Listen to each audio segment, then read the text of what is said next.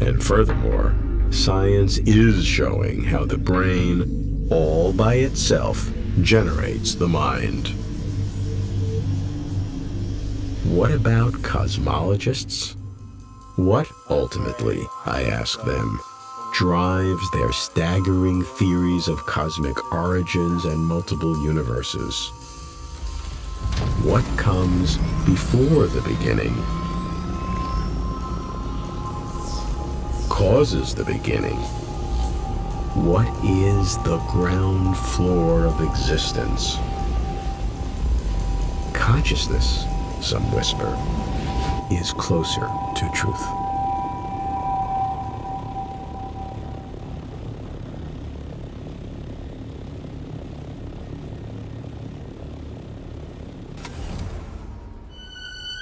For complete interviews and for further information, please visit closertotruth.com.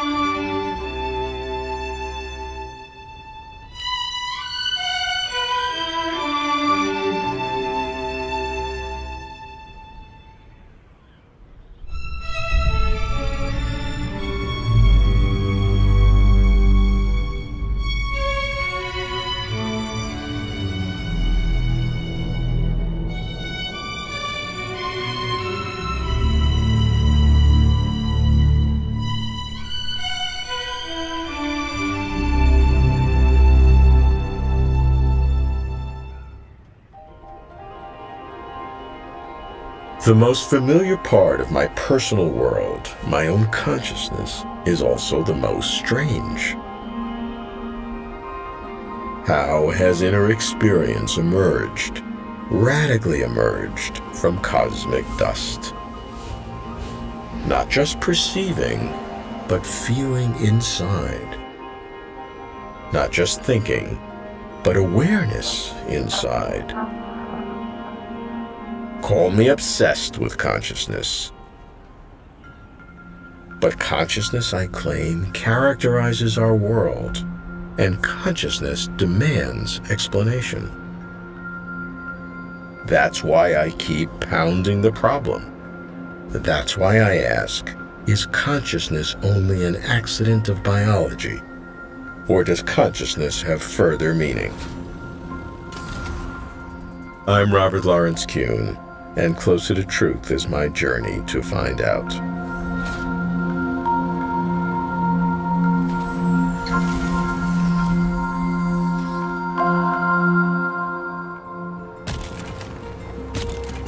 Consciousness is a field of philosophy, but I did my doctorate in brain science. That's why I begin in Boston with philosopher Ned Block. Not all philosophers of mind give brain science primacy. Ned does. Ned, you've called consciousness a mongrel concept. What do you mean by that? Well, the important thing is to distinguish between the concept of consciousness and consciousness itself. Our concept is this mongrel that has many different parts, and those parts are concepts of quite different phenomena that unfortunately all get called by the same name, consciousness. Maybe a good place to start is with one of the traditional conundra, the inverted spectrum hypothesis. The hypothesis that things we both call red look to you the way things we both call green look to me. That looking, what we describe using the words looking red and looking green, express the contents of consciousness.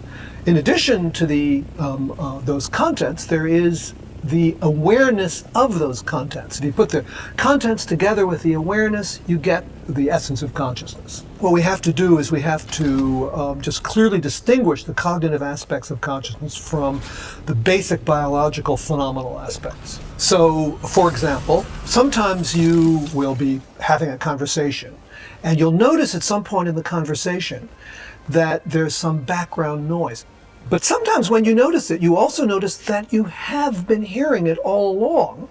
and you realize that you've been hearing it all along and you haven't noticed it. Noticing it added something. Maybe it changed the phenomenology, but before you noticed it, there was a basic form of consciousness. That's what I think that the neuroscientists who study consciousness are mainly studying or trying to study, and the noticing is something else. It's a big problem in the understanding consciousness is to distinguish that noticing from what came before it, which is the primitive, basic, what I call phenomenal consciousness. Basic primitive phenomenal consciousness is something we share with lower animals, but the access to it, the cognitive access, is a much higher later function.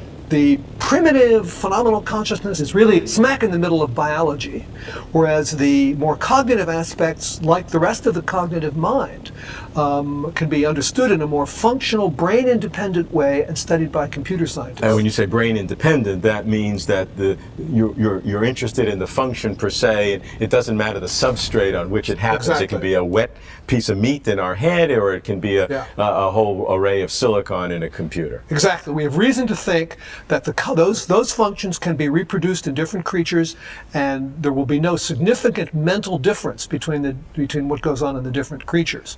Whereas for the primitive phenomenal consciousness, there we have a real problem. We have no reason to think that a computer can have it. To Ned, consciousness is complex and must be understood on different scales. Content versus awareness, sensory versus cognitive, biological versus functional. He believes that mind is entirely the product of brain, yet he finds no reason to think that computers can ever become conscious. Why not, Ned? What's the insurmountable obstacle? Computing power is increasing exponentially, and many scientists assert that computers will become conscious. That's why I go to MIT's Artificial Intelligence Laboratory, where I meet its legendary founder, Marvin Minsky. To Marvin, consciousness is simple and not quite real. Marvin, you have called consciousness a suitcase word. What do you mean by that? Well, I think the word consciousness is a clever trick that we use to keep from thinking about how thinking works. And what we do is we take a lot of different phenomena and we give them all the same name, and then you think you've got it. It's just So packing a lot of separate stuff into a suitcase. Yes, because if you look in a dictionary, you'll find things which descriptions saying a person is aware of themselves or something like that. But what does it mean to say you're aware of yourself? And if you think in terms of the brain as a whole bunch of different kinds of machinery with various connections, then it's easy to see that it would be very hard for any one part of the brain to know what's happening in all the rest. There's just too much. So in fact, each part of the brain has connections to some other parts of the brain and can get some idea, but there's no place that knows everything. It seems to me that when people talk about consciousness, they're talking about at least 4 or 5 major things and dozens of others. For example, if you ask, were you conscious that you touched your ear? You might say no. I didn't know I did that. You might say yes. If you say yes, it's because some part of your mind, the part that talks, has access to something that remembers what's happened recently with your arm and your ear. The reason you can say that is that you've made some sort of representation of the recent past. I think it's a very strange idea that there's some wonderful property of the brain that can do so many different things, such as to remember what you've been doing recently, or remember who you are and why you're able to talk about yourself, and just so many things like that. We use the word conscious, for example, when you know why you did something. Sometimes you just do something without even remembering that you did it or knowing a reason. We love the idea that some things are done deliberately and some things are done automatically, because that's convenient for legal and ethical and other operations. So the word conscious is very valuable socially. It's all right to punish someone if they know what they did and perhaps why, because what? Because they might be able to learn. If they have a representation of what caused that, then they might be able to change it. And so the idea of punishment or reward is valuable for things that people were, quote, aware of. But there are hundreds of kinds of awareness. There's remembering something as an image, there's remembering something as a string of words, there's remembering the tactile feeling of something. When a word has multiple meanings, that ambiguity is often very valuable. But if you're trying to understand those processes and you put them all in one box, then you say, where in the brain is consciousness located? There's a whole society of scientists who are trying to find the place in the brain where consciousness is. But if it's a suitcase and it's just a word for many different processes, they're wasting their time. And they should try to find out how each of them work and how they're related. To Marvin, consciousness is an artificial word, overused and overrated. Consciousness is a suitcase word into which dozens of independent mental activities are packed. In short, to Marvin, consciousness is an illusion and hence has no deep meaning. I see consciousness with a different hue. I see consciousness weaving its magic on a larger tapestry. Seeking that larger consciousness brings me to Alva Noe, part cognitive scientist, part philosopher.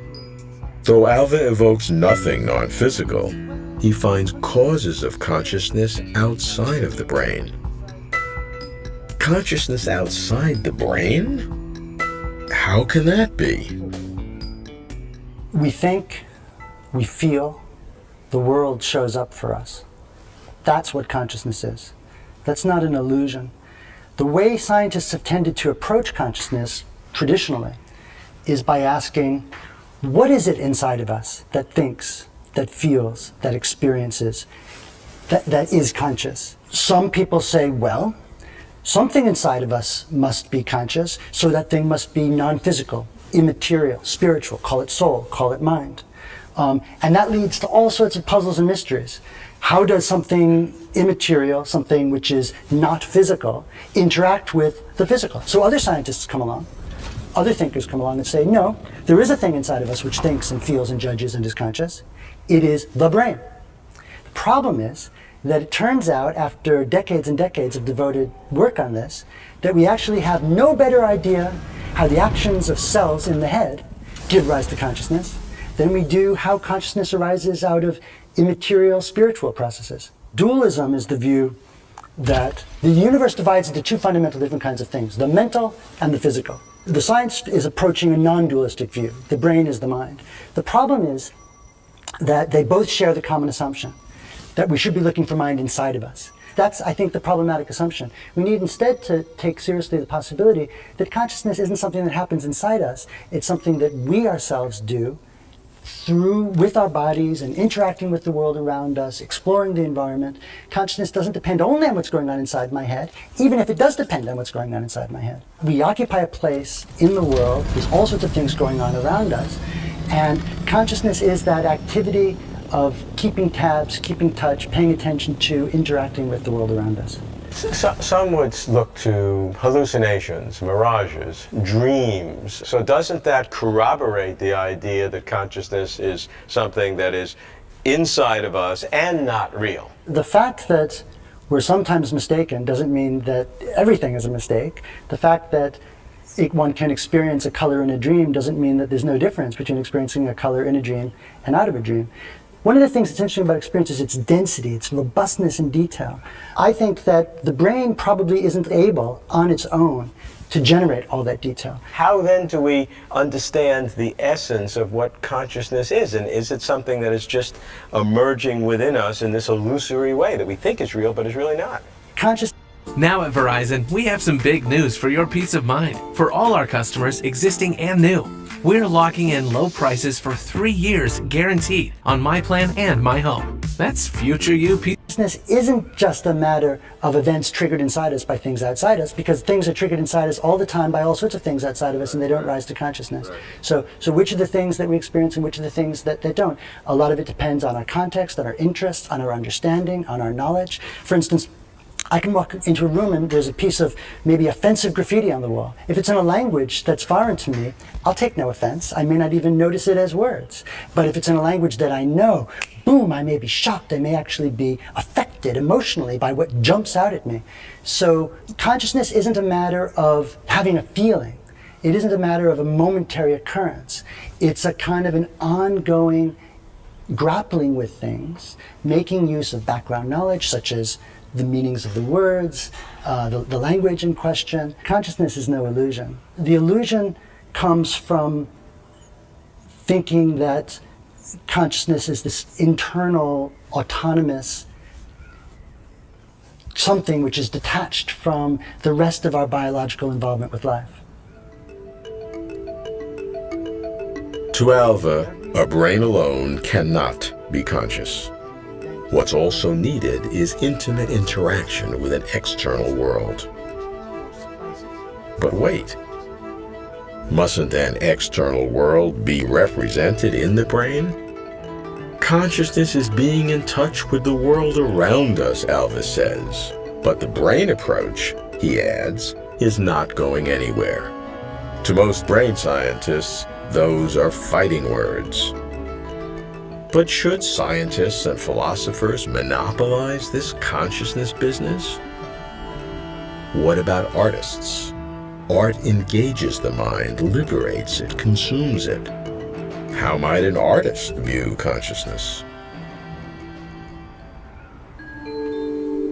I go to San Francisco's Exploratorium, a cathedral of creativity, to meet Jaron Lanier. Jaron's an avant-garde computer scientist, composer, and writer who popularized the term virtual reality. Consciousness is hard to talk about because almost all the vocabulary that you might want to use has been colonized by people who think it doesn't exist. Fundamentally, what I think is that we know very little about this world we find ourselves in, and that the process of doing science is best served by humility. Until we can explain this subjective experience of experience thing, I think we should accept it as being there. And I think it's more honest simply to say, well, our understanding is incomplete. Now, of course, it's perilous to do that. There's an army of people with particular superstitions who might get comfort from that. So as soon as you say, well, I think there's something funny about consciousness and maybe we're not just all computers. As soon as you say that, then people with various superstitions or religious agendas might seize upon it. And that's an unfortunate side effect. Yeah, but our job is to be completely honest to ourselves. Whatever is real, and if other people misappropriate, they misappropriate. I can give you a variety of arguments that consciousness, in the sense I'm speaking of it, exists, but ultimately you can't prove it to someone. They either feel it or they don't, which is what's so peculiar about it. Here's another one. The sense of time. The same people who don't like consciousness tend to not like non-determinism. Because if there's non-determinism, then there's some spooky thing that causes the future to be the way it is. So they tend to like determinism. But if we live in a deterministic world, if it's like a big, let's say a multidimensional sculpture, a four-dimensional sculpture that we could step outside of hypothetically and see the future and the past as one fully realized whole, if that's possible, then how is it possible that we can identify what moment we're in? Like, what makes now now? The fact that there's a now indicates there's some marker that makes this now, you know, and that's This is the importance of consciousness. It affects our sense of time. It affects our sense of free will. It is a concept that pervades a lot of the important aspects of existence. Now, of course, the real drama of the question of consciousness is this other thing, which I have absolutely no insight on, which is the possibility of an afterlife or something like that. And that's the name of the game for a lot of people who think about this, understandably. The one thing I can say about it is that I think the scientific community ought to not tread on that territory unless it has something constructive to say. I think to have scientists sort of be in the position of telling people don't believe in that, don't have any hope, don't have any faith, is simply dumb, because it's not something we really have evidence about. This kind of hard attack on soft faith will backfire and is destructive, and ultimately isn't honest, because I think a lot of us do feel this consciousness thing inside, and a lot of us wonder what it's all about at some larger level. We just don't have the tools to do anything but wonder. To Jaron, consciousness is no illusion, and he links consciousness to a future where our choices are free and non-determined. That would be real meaning. But Jaron worries that superstitions or religious agendas might hijack its meaning. And then there's life after death, which often energizes debates about consciousness. But seeking meaning in consciousness would itself be without meaning if we'd never know how consciousness really happens.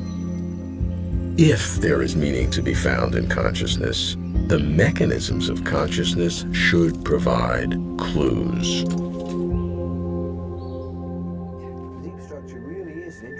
Clues. That's what I seek from the British philosopher Colin McGinn, who famously finds great mystery in explaining consciousness.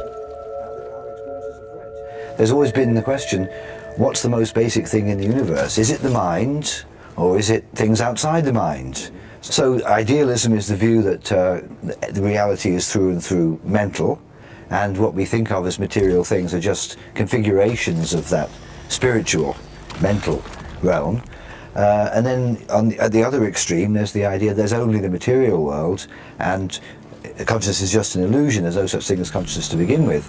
And then there are positions at every stage between those two extremes. So panpsychism is the view that consciousness is an ingredient of every entity in the world, including elementary particles. And then you've got views that say that consciousness and matter are equal ontological entities. Then you've got the idea that consciousness is real, but it depends completely on the material world, particularly on the body and on the brain. And then you've got the view that not only does the consciousness depend on the brain, but also it's completely reducible to the brain. That's more the materialist view. And then you've got interactionism like Descartes, where consciousness does depend on the brain, but it also causes events in the brain, a two-way causal interaction.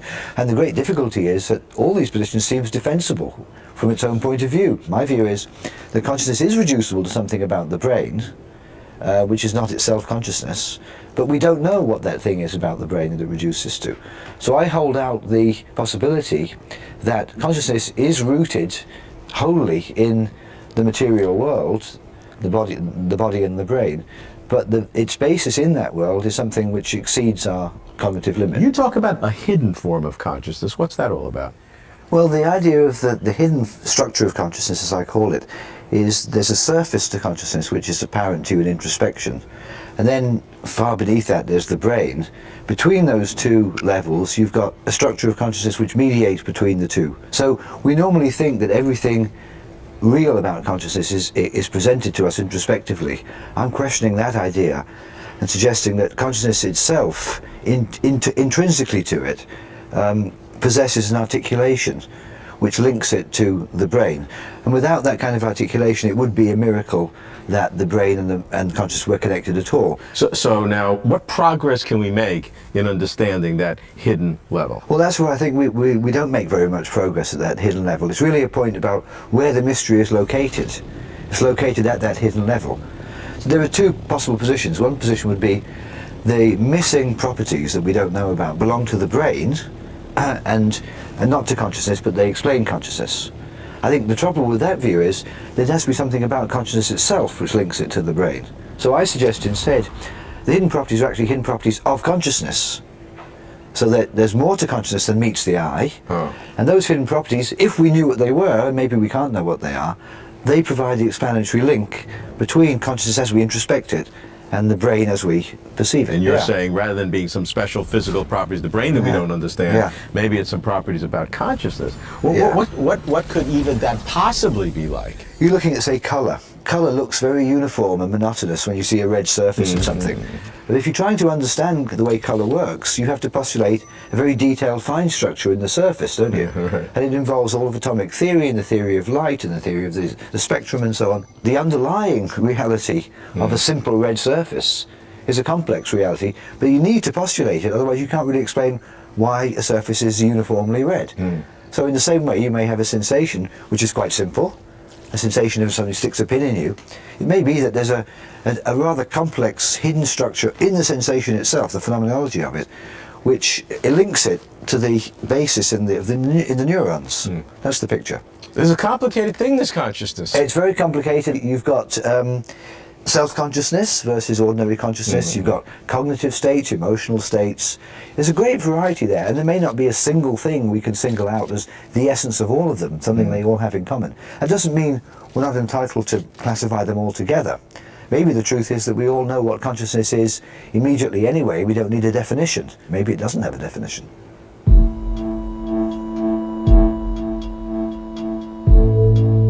How extraordinary the mystery of mind. Consider this. Very smart people have very opposite views of the meaning of consciousness. At one extreme, all is material or physical. At the other extreme, all is mental or spiritual. In the middle, both mental and physical are real, and perhaps also the spiritual. The spectacular progress of brain science has moved opinion toward materialism, the belief that only the physical is real and that the mind is just the output of the brain.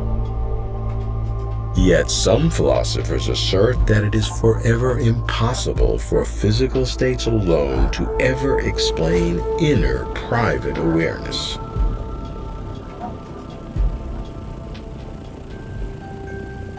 As for me, I'm conflicted and unbiased. On the one hand, my training in brain science. On the other, my lifelong desire to believe in God, or something like God. So I allow myself only one certainty, that consciousness is key for coming closer to truth.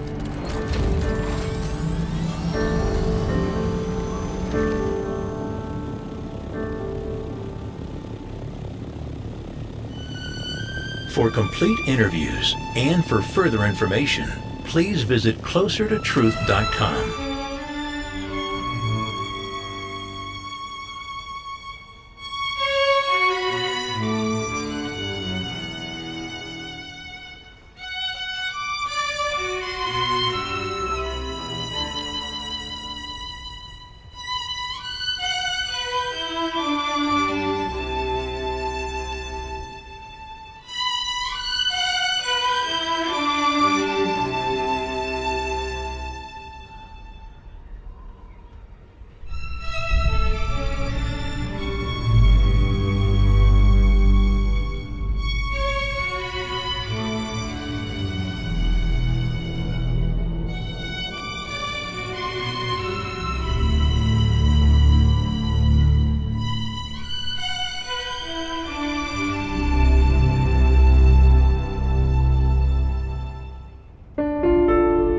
I gaze up at the night sky.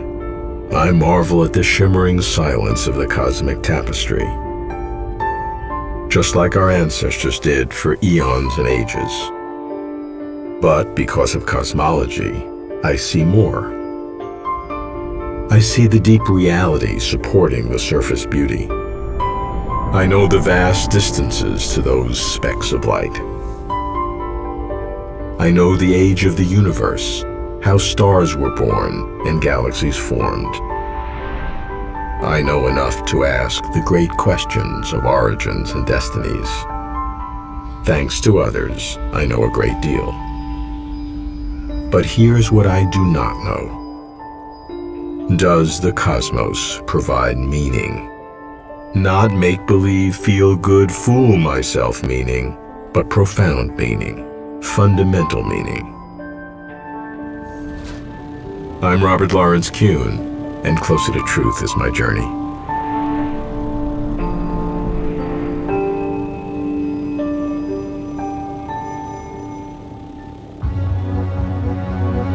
How do I search for meaning in the cosmos? I begin with attitude. I must remain rational, my emotions cold. Because in reality, the cosmos may have no meaning. The more I want the cosmos to have meaning, the more I must face the distasteful truth that it may not. Then, to start my search, I seek something strange. I've heard about dark energy, that mysterious force permeating all space, which shockingly is accelerating the expansion of the universe.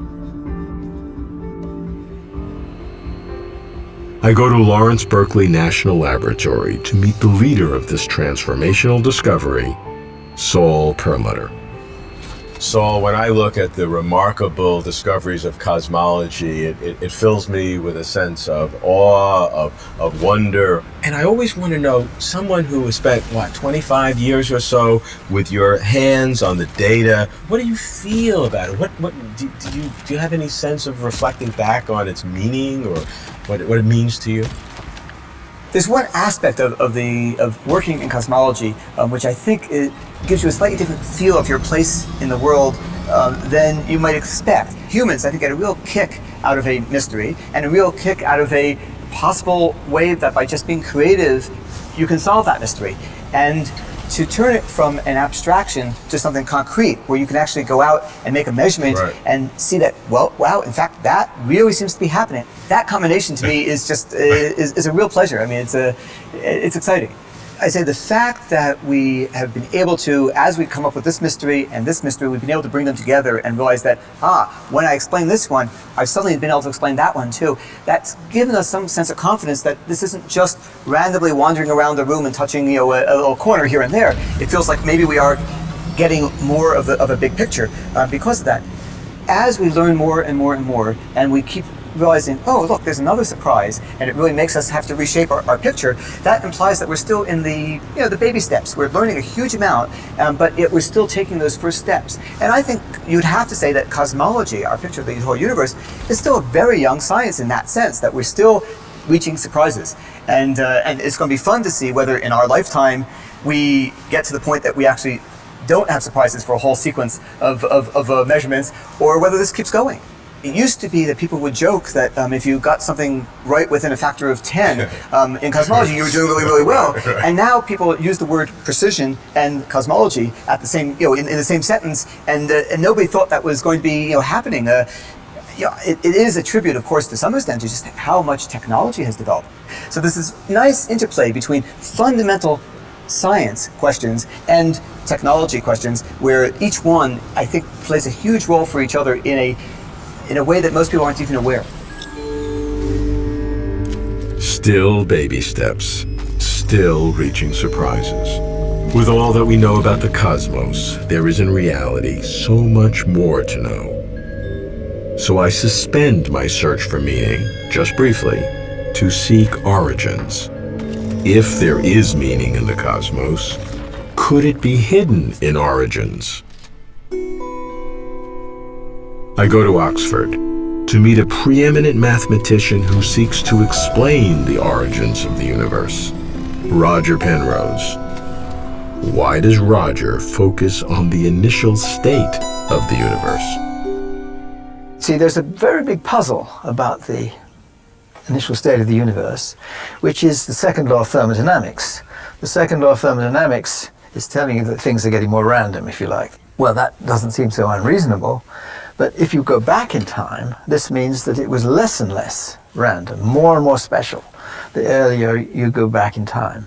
So the Big Bang, in a certain sense, must have been more special than anything else that we know in the universe. And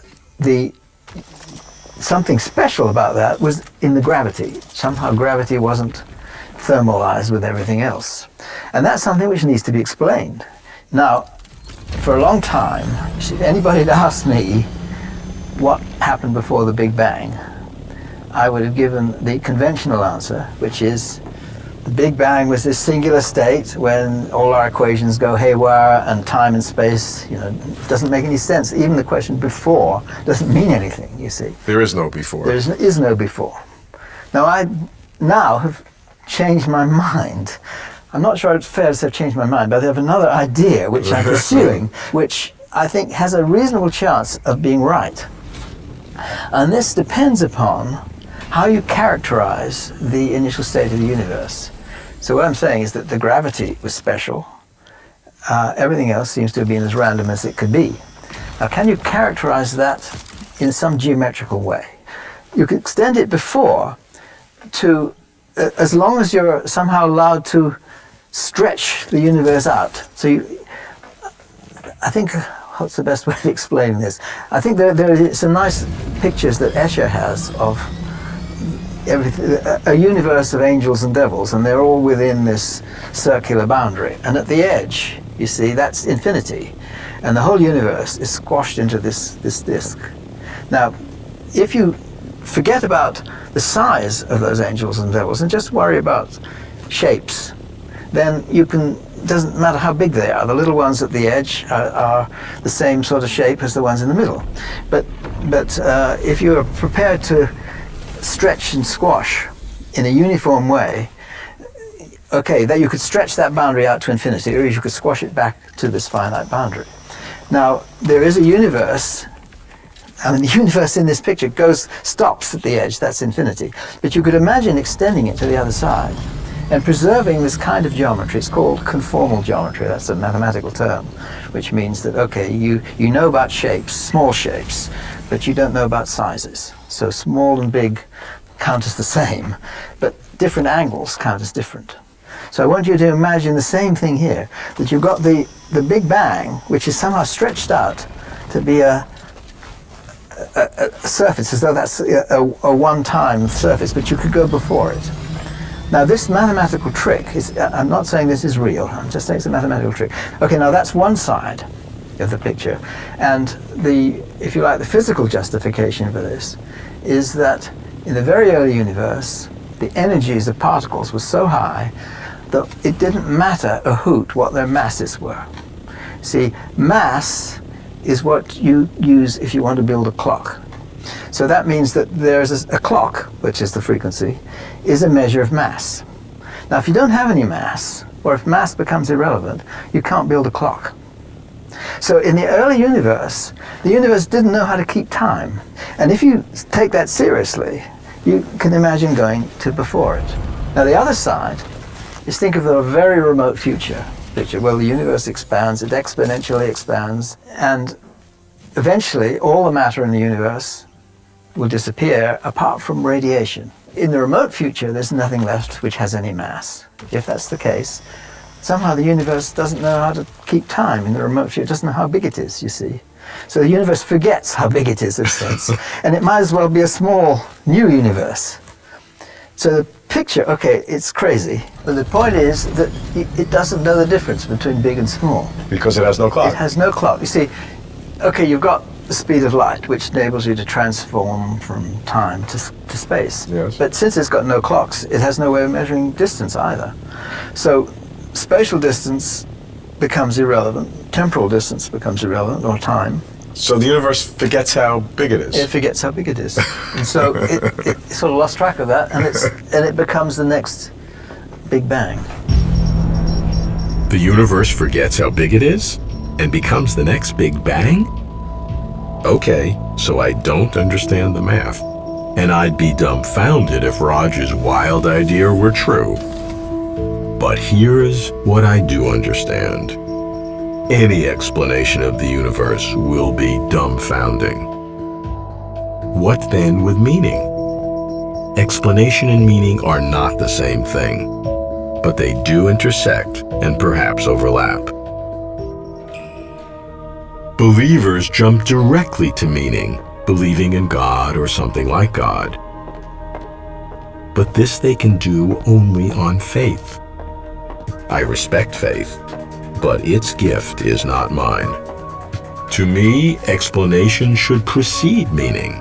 First we find out how, then we discern why. But can there be any enduring meaning in an ever-expanding cosmos? I go to Princeton to speak with cosmologist Paul Steinhardt, who, painting on the largest canvas, pictures a cyclical model of sequential Big Bangs. Paul, what meaning can cosmology really give to humanity? Well, I think that cosmology tells us a lot about the laws that govern the universe. It's the place where they play themselves out, and issues like, did the universe have a beginning, and what it's going to be, what is it like in the future? I think these are issues that have a lot to do with the meaning of our existence. We live in a world which is governed by some kind of physical laws that we've learned over the course of the last several thousands of years, but we don't have a global picture of how that fits into the big story, the whole universe. And the only way we can explore that scientifically is through the science of cosmology and trying to find the relationship between the laws that we study in the laboratory and the degree to which they help explain what we see in the large. You can imagine one possibility together where they fit together in one nice, neat, beautiful way to give a beautiful, uniform, simple story to the universe. And you can imagine another extreme in which the laws of physics actually vary randomly from place to place, and what we observe has nothing to do with what you'd observe if you were someplace else, and we're kind of a random accident. And both those extremes are in play in cosmology at the moment. And what we hope to do through a combination of experiments and observations and theory, mathematics, to determine which of these two stories about the universe in its entirety is correct. Is it the case that the more we discover in cosmology, in every aspect, the more we see the diminishment of the human participation in the cosmos? That's an interesting question. I think it depends upon what our place in the history of the universe turns out to be. If it turns out that the universe is just headed towards empty space, empty vacuum, I guess I view that as a rather dismal future. It was something that Einstein thought was impossible, that nature would never allow the possibility of a beginning, a nothingness to begin with, or a space filled with nothing at the end. And the alternative is that no, we're just part of an evolutionary process, but that evolutionary process is on a much longer time scale than we imagined. We imagined it on the time scale, well, in the old days of thousands of years. We learned over the course of the last century, no, it was maybe 14 billion years. But maybe that's wrong. Maybe that's just since the last bang, and the universe has been evolving for a much longer period of time. We're part of a much longer, cycle of evolution. It would seem that either of those possibilities, the position of our little species of humanity, is very, very, very small. I think in the first case, where the universe just becomes empty vacuum, I have to agree. The whole thing seems pointless. It seems that we were created from nothing and we're heading towards nothing. And the other picture, I think it depends, it depends how vivid your imagination is as to what a species like us can do and what we can evolve into. So you might ask the question, if the universe goes through cycles, is it conceivable that a species could invent a way of either surviving or passing information into the future? I don't know, but it's at least a possibility. Paul suggests that a cyclical universe could carry more meaning than a single Big Bang universe. I yearn to agree, but I struggle and fail. A universe that always oscillates between virtually nothing and vast something in endless cycles, if that's all there is still seems rather pointless. A cyclical universe would accumulate more things, but they'd all always become past, with no existence and no remembrance. So what then?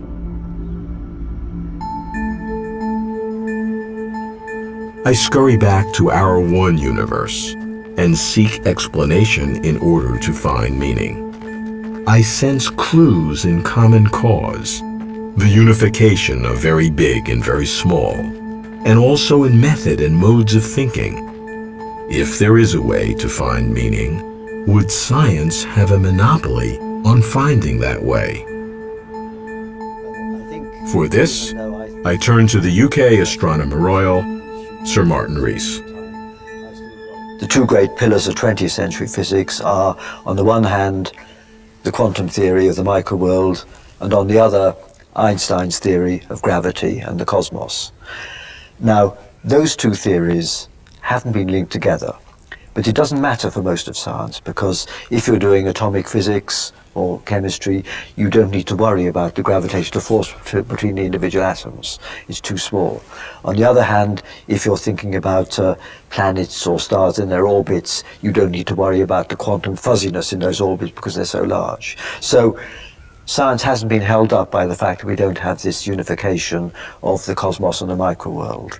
But it is a challenge, and we need to surmount that challenge if we are to understand the beginning of our universe, because when the universe was very, very small and dense, then quantum fluctuations, as it were, could shake the entire universe.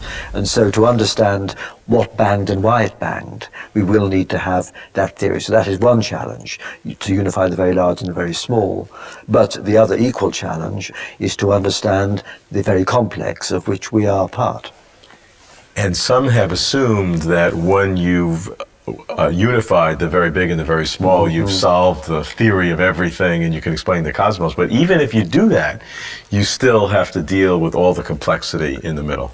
Oh, indeed. The challenge of complexity is completely separate. I mean, 99% of scientists aren't held up in the slightest by the lack of a unified theory of cosmos and microworld. So that's why the phrase theory of everything is, in my view, hubristic and misleading. As you look upon these three great categories of explanation, the very small, the very large, and the complexity in the middle, do you see a contribution from philosophers or even theologians in helping us to understand the explanation of it all?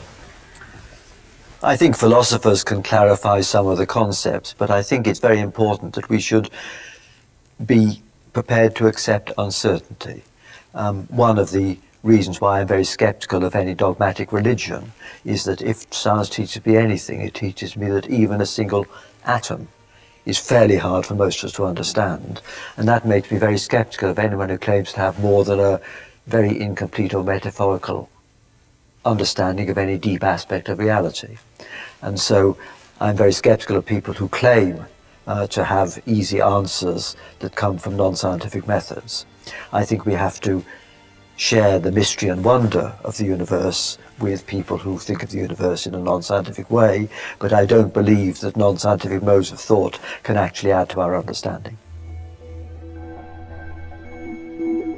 Martin is blunt, whereas the scientific search for unification of very large and very small reveals bedrock reality.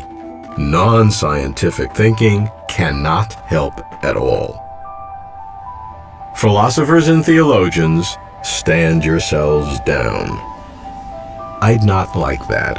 I'd want meaning and purpose beyond my mere fly speck of life. But who cares about my preferences, conditioned by accident and trivia? Okay, let's say I become convinced, unhappily but realistically, that nothing not science can discern explanation, and that without prior explanation, there is no real meaning. Then what? Can science ultimately satisfy? Find full and complete explanations, even if no meaning? Could an answer be out there in the universe with intelligences beyond human? I go to San Francisco to ask the pioneer of the search for extraterrestrial intelligence, astronomer Frank Drake. Well, what we have learned of cosmology and really about the origins and evolution of life just whet our appetite to understand better why all this happened. We've come to learn how the universe works, that there are fundamental physical laws that apply all across the universe, and they've led to the very complicated structures which exist, the stars, particularly the planets, and the most complicated thing of all, us, the consequences of biology. And we've always wondered what has been the history of this whole universe and the life on Earth. What is that history? How did we get to be to where we are today? And where are we headed? There are numerous explanations. The one I think is most believable to me is that there are many, many universes, each one with a different set of constants. We happen to be in the one where the constants were just right for life. So we're here to observe that we're in the universe where the constants are just right for life. Which is not a coincidence. It's not a coincidence at all. It had to be that way. But what of all those other universes that are probably dark, with no life, no thinking creatures, no one contemplating the philosophical implications of their darkness, except us? And we're not even sure they're there. And in a way, that this can drive you crazy pretty fast. But the thing that comes out of this is that the more we learned about cosmology, the more complicated the questions have become. The whole system is much more sophisticated, much more rich in detail and in puzzles than we ever imagined. The greatest question, which is the why question, I don't think can be touched by science. You've pioneered humanity's desire to find out if there are other intelligent civilizations in the universe. Would there be any possibility that if we did contact some of those civilizations, they might have some fresh ideas on the subject? I'm sure that any civilization we contact will have all kinds of fabulous, remarkable, provocative, exciting ideas about philosophy and science that just have not occurred to us. We're not smart enough yet. They've got billions of years of thought and experiment to inform us with. And there will be rich new ideas for sure, ones beyond our present wildest imagination. I seek meaning in the cosmos. It is my quest. But I hope I'm no fool making up meaning where there is none to be found. Science can go far, but not, it seems, all the way. So can non-scientific ways of thinking add to understanding? Martin Rees says no. I say, if I'd say otherwise, that true knowledge need not be scientific knowledge, then the burden of proof would fall heavily on me. I'd give science sufficient time, millions of years perhaps. I'd like to be around, watch the fireworks, witness the breakthroughs. I won't, of course, but my soon coming exit shall not squelch my right now passion. I weary, but shall not tire.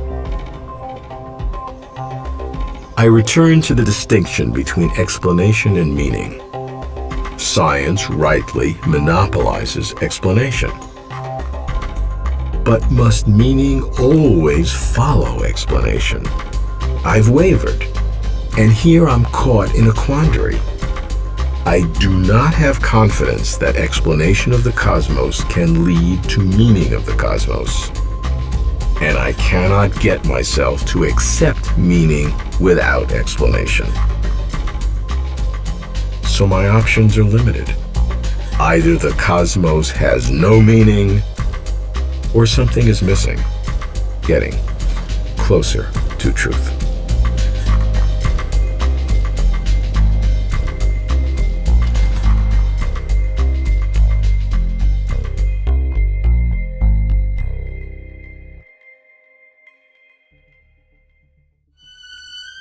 For complete interviews and for further information, please visit closertotruth.com.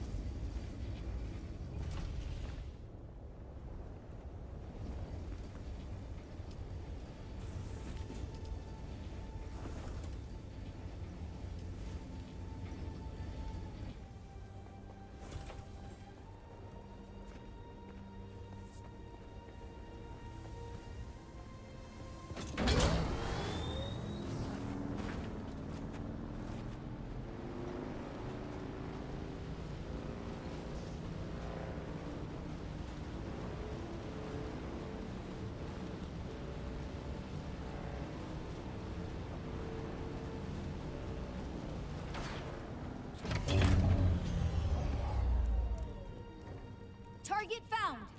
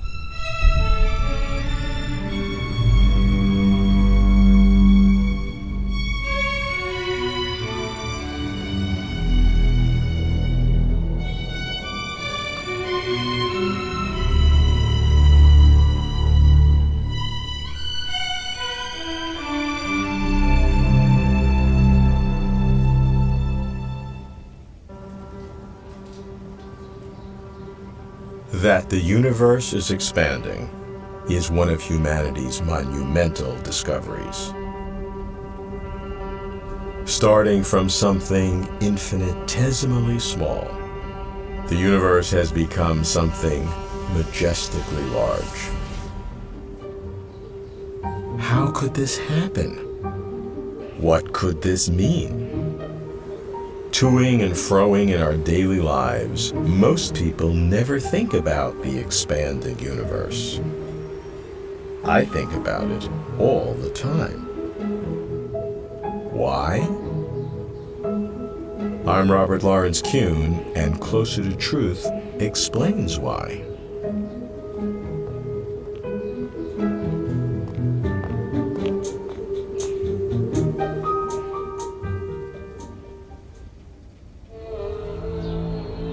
I start by getting the best current thinking on how the universe expands.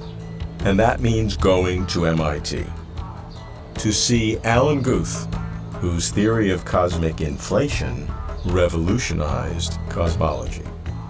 Alan, the term Big Bang is in popular parlance. Everybody sort of knows it and talks about it. But there's imprecision in what that really means. What does it mean? To some people, the word Big Bang means the instant of creation. And it really, surprisingly, in spite of the name Big Bang, really says nothing about the Big Bang itself. It says nothing about what banged, why it banged, or what happened before it banged, I like to say. So the Big Bang theory is really the theory of the aftermath of a bang, and it's a theory that describes the expansion of the early universe, assuming that it started in a very hot, dense state.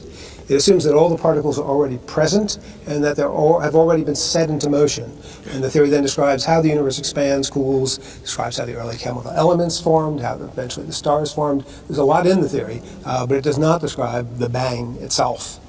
A twist called inflation that I've worked on attempts to describe the bang of the Big Bang, the thing that caused the universe to propel into this gigantic expansion that we still see the aftermath of today. So what is inflation? How does it work? And I might slightly correct you in that you created it in addition to working on it. Inflation is based on ideas coming out of particle physics, which tell us that our theories predict that at very high energies there should actually exist forms of matter which turn gravity on its head and cause gravity to behave repulsively instead of attractively. And the inflationary theory is basically the hypothesis that this repulsive gravity was the bang of the Big Bang. It's what set the universe into this period of gigantic expansion. The gravitational repulsion leads to an exponential expansion, which means that there's a certain time in which the universe doubles, and if you wait the same length of time, it doubles again, and then doubles again. How much time do you have to wait? Not too much. Not too much. To get the universe from the size that we think it had at the beginning of inflation to what it needs to have had at the end of inflation, to ultimately include everything that we see, requires about 100 doublings. These doublings happen unbelievably quickly, using the physics of what particle physicists call grand unified theories. Then the doubling time was about 10 to the minus 37 seconds, decimal point, 36 zeros, Wow.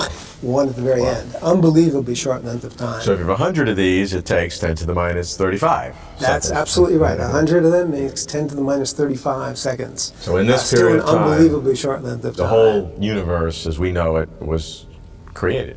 Essentially, that's right. Inflation is not a theory of the ultimate creation of the universe, in that to start inflation one needs a little bit of matter, approximately a gram, it turns out. But once you have this gram, inflation actually does describe how all the rest of the matter that we see, which of course is vastly more than a gram, is created. Absolutely. Now it sounds like we're getting something for nothing, because how can you have energy being created when we know there's a very tight law of conservation of energy and matter? It does sound amazing, and I sometimes refer to the inflationary creation of the universe as the ultimate free lunch. So we have this exponential expansion, and it ends because this repulsive gravity material is unstable, so it starts to decay into normal forms of matter and releases energy in the process. And it's that release of energy that becomes the energy of the universe that gets produced. The shocking thing is that even though total energy is always conserved, one has an instinct to believe that energies are always positive, so that to have a lot of energy in some place, you need to have started out with a lot of energy someplace. That's what falls by the wayside. Inflation takes advantage of a fact which has really been part of physics for a long time, that not all energies are positive. And in particular, the gravitational field has a negative contribution to the total energy of whatever system it's part of.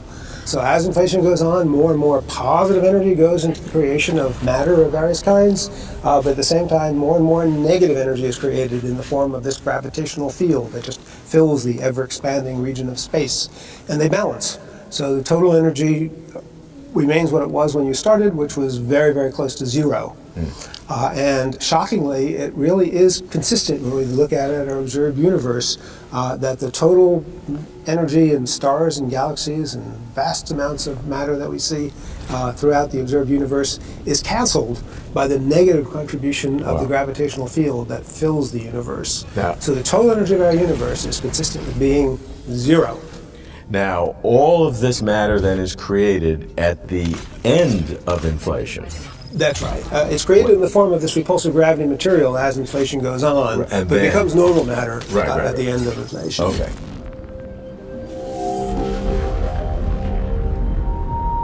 Cosmic inflation is what makes the Big Bang go bang, creating energy and matter in Alan's ultimate free lunch.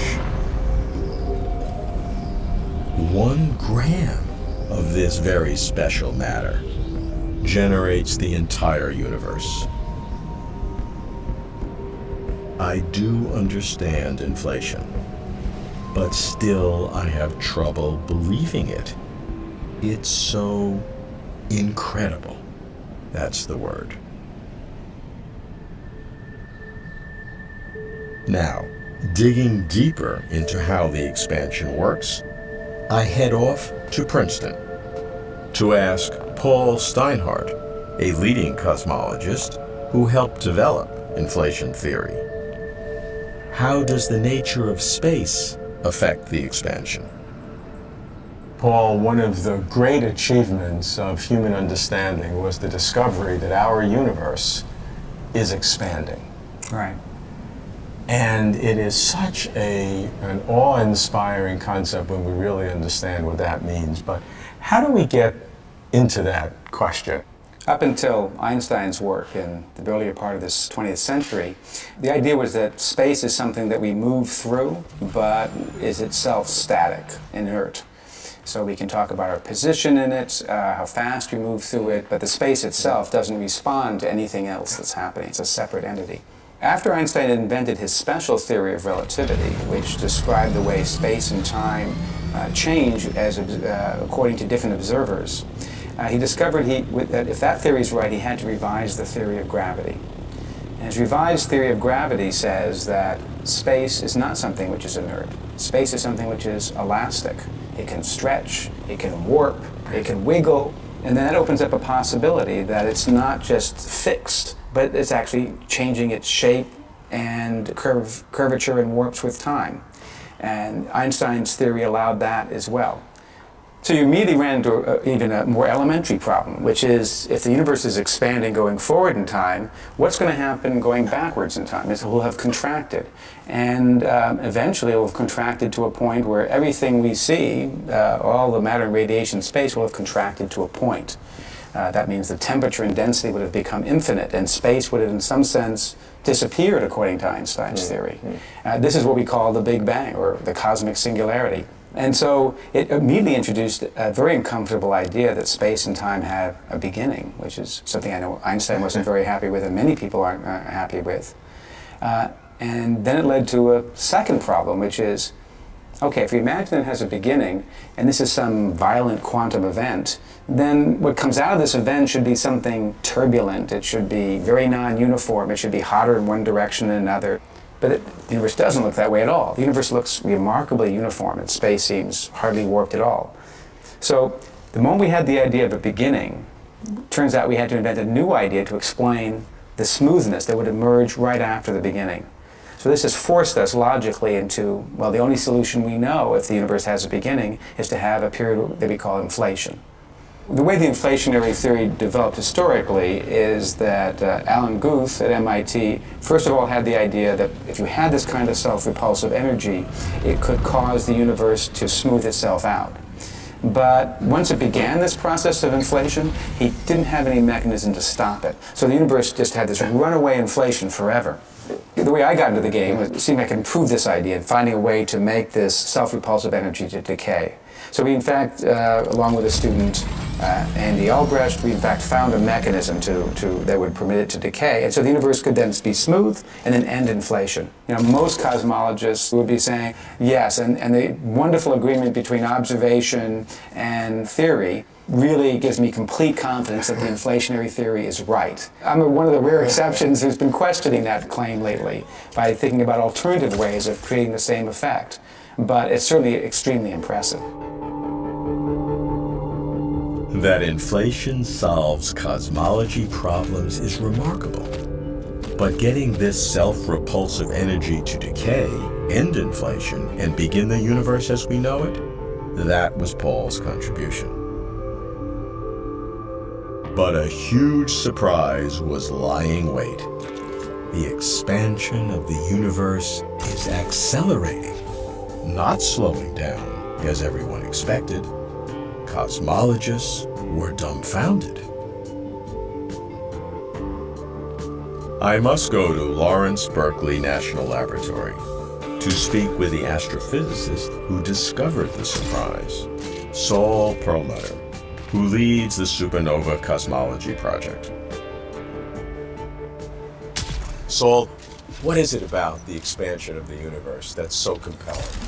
I mean, I think the expansion of the universe allowed us to ask these really fundamental philosophical questions that I thought were just fun. I mean, how could you get a better question than, will the universe last forever? Once you learned that the universe was getting larger and larger and all distances were getting greater, you found yourself asking things like, well, will that keep on happening? And if it could go that way, couldn't it go the other way? And what would happen if someday it stopped getting bigger and started getting smaller? Could it collapse? And you could have an end to the universe. And that was something you could go out and find out. Has it been slowing down in the past, and has it been slowing down enough to someday come to a halt? If you could weigh the universe and find out how much stuff there was out there, you could find out, is it going to slow to the point that it comes to a halt and then collapses? And it's practical because you can actually go out and look to see how much has the universe been slowing down and find out how much stuff there must be in the universe to be causing that. I mean, here you're saying this very ordinary. You're a normal person sitting here on a bench in a simple building, and you're talking about weighing the universe. I mean, do you even understand the words that you're saying? You're talking about weighing the whole universe. Physicists in general just love the idea that you can ask something that seems philosophical, and you can just go out and make a practical, simple measurement. And the result that you got when you weighed the universe. When we went out, when we actually did the measurement and we saw what the results told us, it wasn't that the universe was slowing down a little bit but was never going to come to a halt. It wasn't that the universe was slowing enough so that someday it would come to a halt and then collapse. It was none of the above. The universe wasn't slowing at all. It was actually speeding up.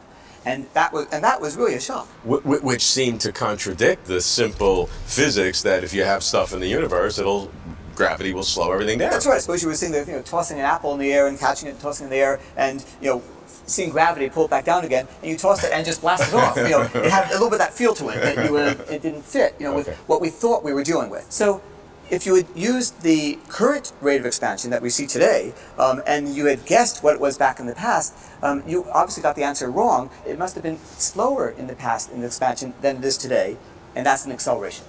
And what is the significance of this? Well, apparently, there's something that we had not accounted for in our physics that's driving the universe still, that's making it expand faster and faster. We are calling this energy that must pervade all space, we're just using the term dark energy as just a placeholder to describe our ignorance, because we have no idea what this is. Yeah, right. That's why we call it dark, and we know it's energy, and we know we don't know it. The darkness is in our mind, essentially. We don't know what the stuff is. Right. It now becomes one of the most dominant stories of our picture of the universe. In the most trivial ways of describing it, it would make up 70% of all this stuff, all the energy density in the universe would be in this form. Most of the universe is something that we don't know about.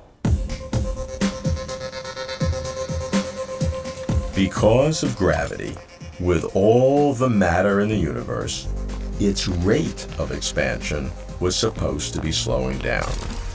Shockingly, it is speeding up, apparently forever. How is this happening? So-called dark energy is the reason. It's astonishing. 70% of all the stuff in the universe is this dark energy. With such breathtaking new visions, does new meaning emerge? George Ellis is a renowned cosmologist from South Africa who pioneered dialogue between science and religion. A Templeton Prize laureate, George seeks deep meaning in the expansion of the universe. In the old days, when I was a graduate student, which is quite a while ago, it was assumed that as you went beyond the horizon, everything was the same.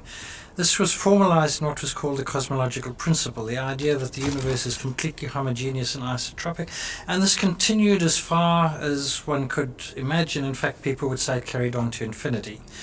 Now the idea has changed, and people believe that it does continue very much the same beyond where we can see, beyond the horizon, but then at some point there's kind of a giant wall and things are quite different beyond that, and there could be many, many other patches like the patch we see, this expanding universe with hundreds of millions of galaxies, but they would be different in some ways. There would be different physics out there, they might shine differently, have different lifetimes and so on, and that this goes on for infinity is now the current sort of idea. And this is the multiverse where each area of constant physical law is one universe in a multiverse of, who knows, infinite.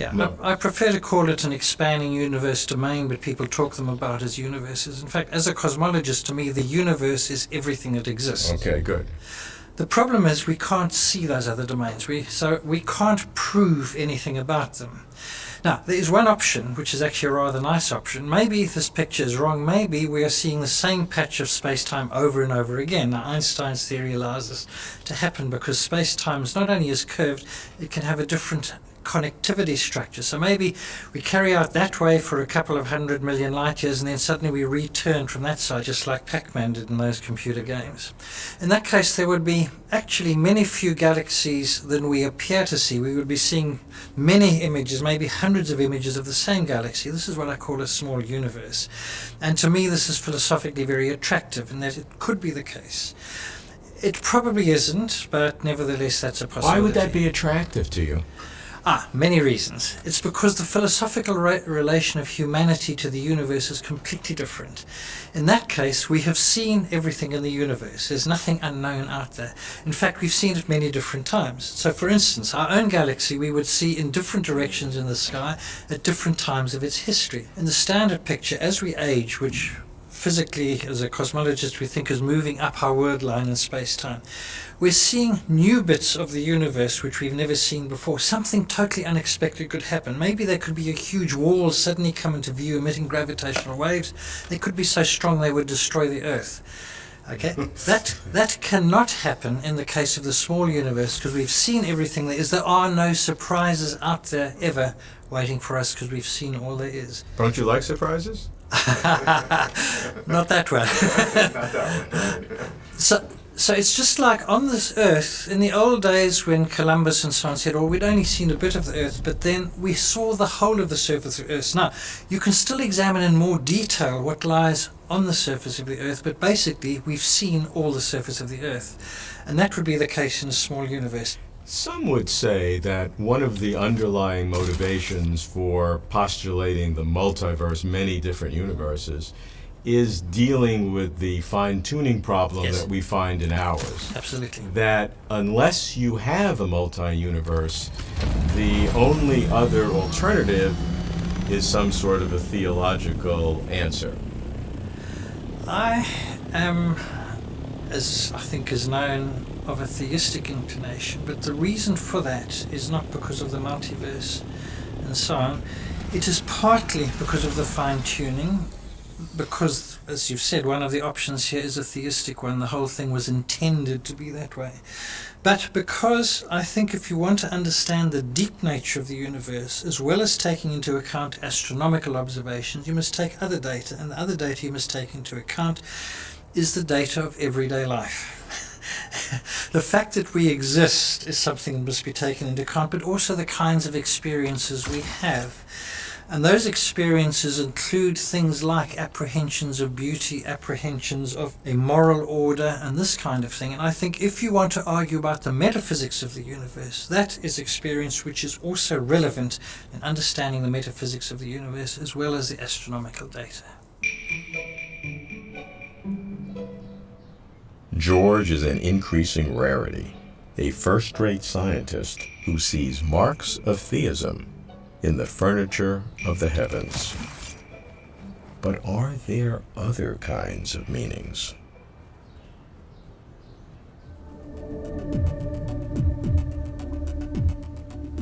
Finally, I go to Stanford to see Andre Linde, one of the world's leading cosmologists, the originator of eternal chaotic inflation. Does Andre see meaning in an expanding universe? Andre, when you take a step back and look at the last 30 years of cosmology and human understanding, what are the things that are most important? So just think about this. We are going to see everything that it is there to see about the universe within maybe next 30 years, 50 years. We started doing it maybe 100 or seriously 50 or precisely 30 or more precisely 10 years ago. So all of this is just this minuscule fraction of time. Time less than a century from start to the end. Now, compare this to these 14 billion years. So the universe waited for 14 billion years to be observed. And is observed and now, in that short... now, her desire is finally fulfilled. We see her in all of her beauty. And next billion years, we are not going to see anything more, because this is just speed of light multiplied by the age of the universe. Can't get more. So we need to wait these 14 billion years to double our horizon. So we are living right now in a very special time. What is the probability that we would be born in the time where cosmology would be so exciting? On the other hand, my personal attitude to it is maybe different from a perspective of many other cosmologists. Because, well, physicists, they study things just for the benefit of studying the things, because they are so interesting how the world works. I am looking at the universe sometimes also with this perspective, but sometimes with a different perspective. The universe is our cosmic home. And if I want to know something about ourselves, okay, something about our life, our death, okay, when you're looking at our universe, maybe it will provide us some cosmic perspective, which will tell us eventually something more about us. The whole universe is supposed to emerge from nothing, from this point before which there was nothing at all. Now, however, we study this with the methods of quantum cosmology, which were unavailable before. We use our knowledge of inflationary cosmology, which was unavailable before. We use right now the methods of string theory, which was a different methods. Who knows, maybe space-time is not fundamental. Maybe our treatment of this initial singularity was not correct. Some people consider the possibility that our universe emerged from something which was before. So then, look at us. We are emerging from what? From nothing. We are born, and then we are dying. What was with us before? What is going to happen with us later? Maybe study of cosmology will not tell us anything new about it. Maybe, however, parallels sometimes can teach us something. Maybe by learning something about death and the birth of the universe, maybe we can learn something about ourselves. And this I consider one of the most interesting, speculative consequences of study of cosmology. That the universe is expanding is sure. That the expanding universe bears meaning is not. Many cosmologists see no meaning. The universe is a brute fact. It is what it is, and that's all there is. But if there is meaning, What kinds of meaning? Multiple universes, which expand all reality beyond imagination? Window into new realities? Theistic fingerprints? Grand harmonies of birth and death between universe and humans? In little more than 100 years, humanity has progressed from virtual ignorance of the universe to be able to see and largely explain the staggering vastness of the cosmos. Of this one thing, I am sure. If there is meaning in the cosmos, the expansion of the universe is a clue, bringing us closer to truth.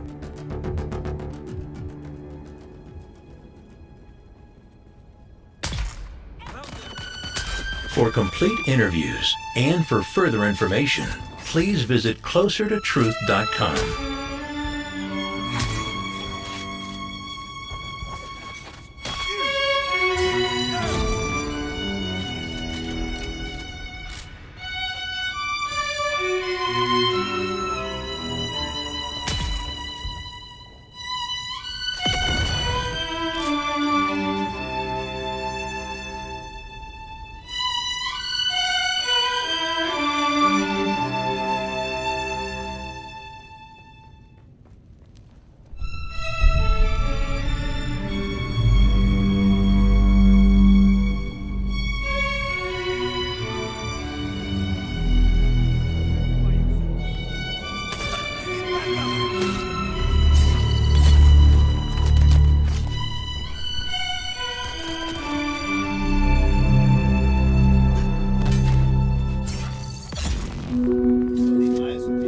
I am astonished by all that we know, from the bizarre behaviors of subatomic particles to the majestic expansion of the entire vast universe.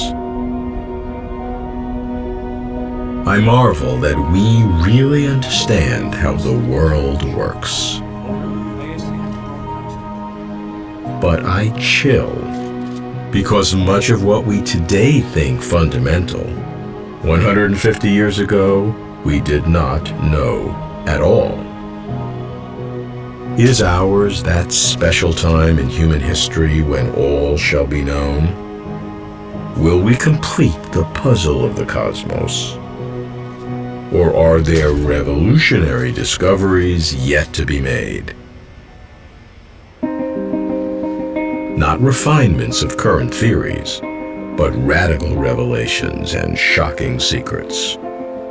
Does physical reality go beyond what we know today? What's beyond physics? I'm Robert Lawrence Kuhn, and Closer to Truth is my journey to find out.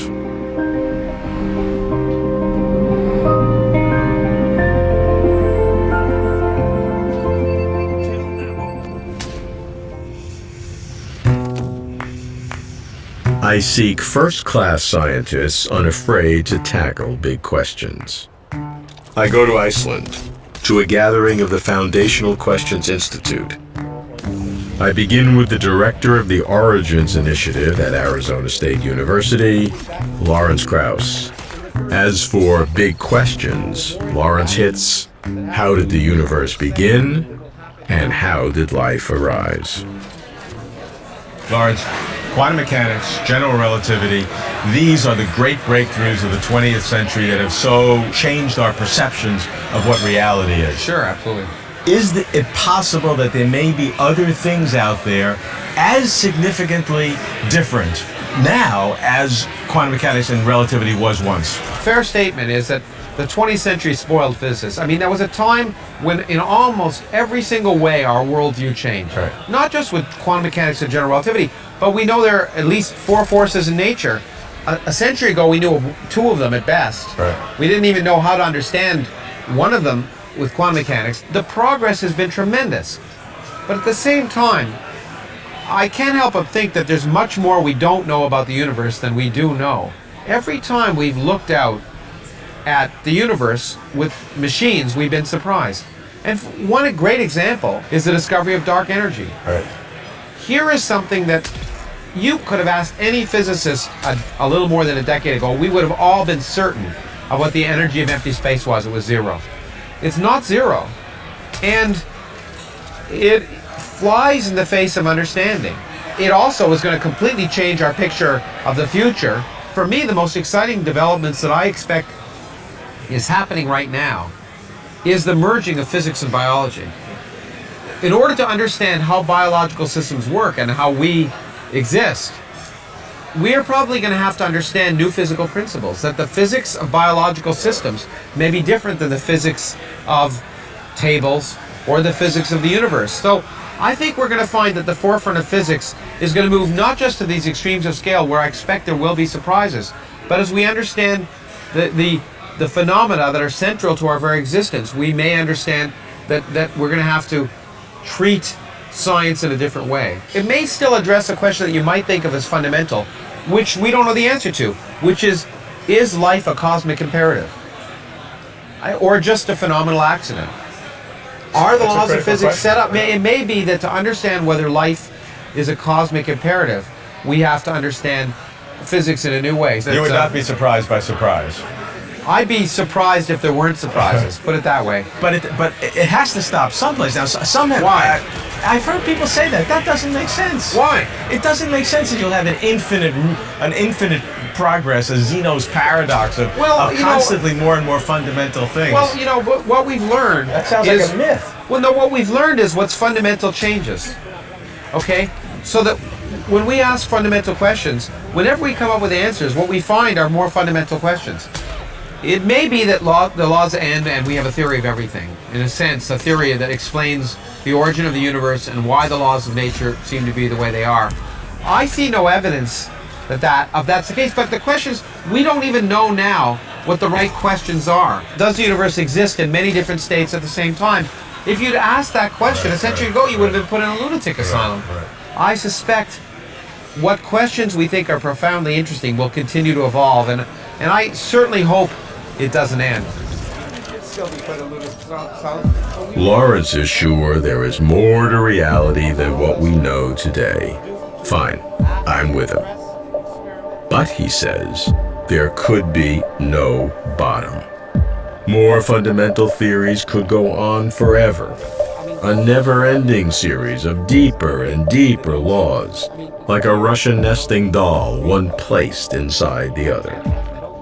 Lawrence thinks theories without end. I think that's absurd. But, much as I hate to admit it, Lawrence knows more than I know, at least in physics. So what might we find? I asked physicist Michio Kaku, who explores the far reaches of the possible. To Michio, little is impossible. Around 1900, people talked about the end of physics. The US Patent Office was thinking of closing down because there's nothing more to invent. Then we had twin bombshells of the quantum theory, which opened up the world of the atom, and general relativity, which opened up the universe, black holes, space-time. And then we realized that we were so naive around 1900 to think there was an end of physics. Now today we ask the same question. Is this all there is? I don't think so, because you see, we have these two great theories, but they don't talk to each other. They don't like each other. They hate each other. Why should nature be schizophrenic? Why should nature create two bizarre theories, one for the big, one for the small, that don't talk to each other? So I think we are bound for a new paradigm shift on that scale. A theory which goes beyond just relativity, a theory which goes beyond the quantum theory. And then, of course, we can ask another question. What happens beyond that? Well, it would seem that the regress has to end at some point. Some have said that it can go on forever. Conceptually, I don't see how that's possible. At some point, this has to end. Well, there's several ways of looking at it. One is the onion theory. You see layer inside layers, which seems to go on forever. Each time you probe a new energy, you have a new layer of physics. But there's the other theory of the North Pole. The ancient mariners would draw a map without the North Pole. No one had ever visited the North Pole. Well, we've now found the North Pole. There is an end. The Earth is not limitless. I tend to lean more toward the North Pole idea because all the compass needles do point to a theory of everything, and at that point, it would stop. What can the far future become in terms of possible things that seem impossible today? Some people say physics stops at the Big Bang. You can't go below the Big Bang because there's nothing there before the Big Bang. Well, we physicists have many models of the pre-Big Bang era.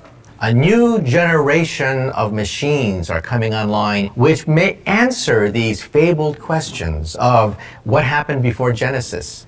How will doomsday unfold? Is it possible that there are other universes? Let's look at the physics of the impossible, things that today seem ludicrous, things that seem to defy all physical law today. When people say, bah, humbug, that's impossible, what they're really saying is that's impossible with today's technology. But what about 100 years in the future? What about 500 years? What about 1,000? What about 1,000,000 years in the future? Look at invisibility and teleportation, two staples of science fiction. Any physicist would snicker and laugh. Ha! Invisibility, teleportation, beam me up, you know? Well, we've actually done it now. We've actually, on microwave radiation, made objects invisible. And now we're testing it on visible light now for the first time. Also, teleportation. We can teleport individual atoms. Now extend that maybe 100 years in the future. And then begin to realize, hey, you know, the stuff that we used to consider science fiction and laugh at, well, that's going to become perhaps the reality of the future. In Seeking Reality, Michio maximizes science, envisions what hyper-advanced technologies could do in the future, what would seem to be utterly impossible today. Michio is a visionary, but still he stays within the bounds of known physical laws. That's where he's comfortable. As for me, I go for discomfort. I do not like to be ridiculed, and I will be tough-minded, but I seek to break the bounds of known physical laws. It's probably impossible, but still I must try. Very few scientists go beyond today's realm of the physical. One lives in England, a botanist by trade, an iconoclast by reputation.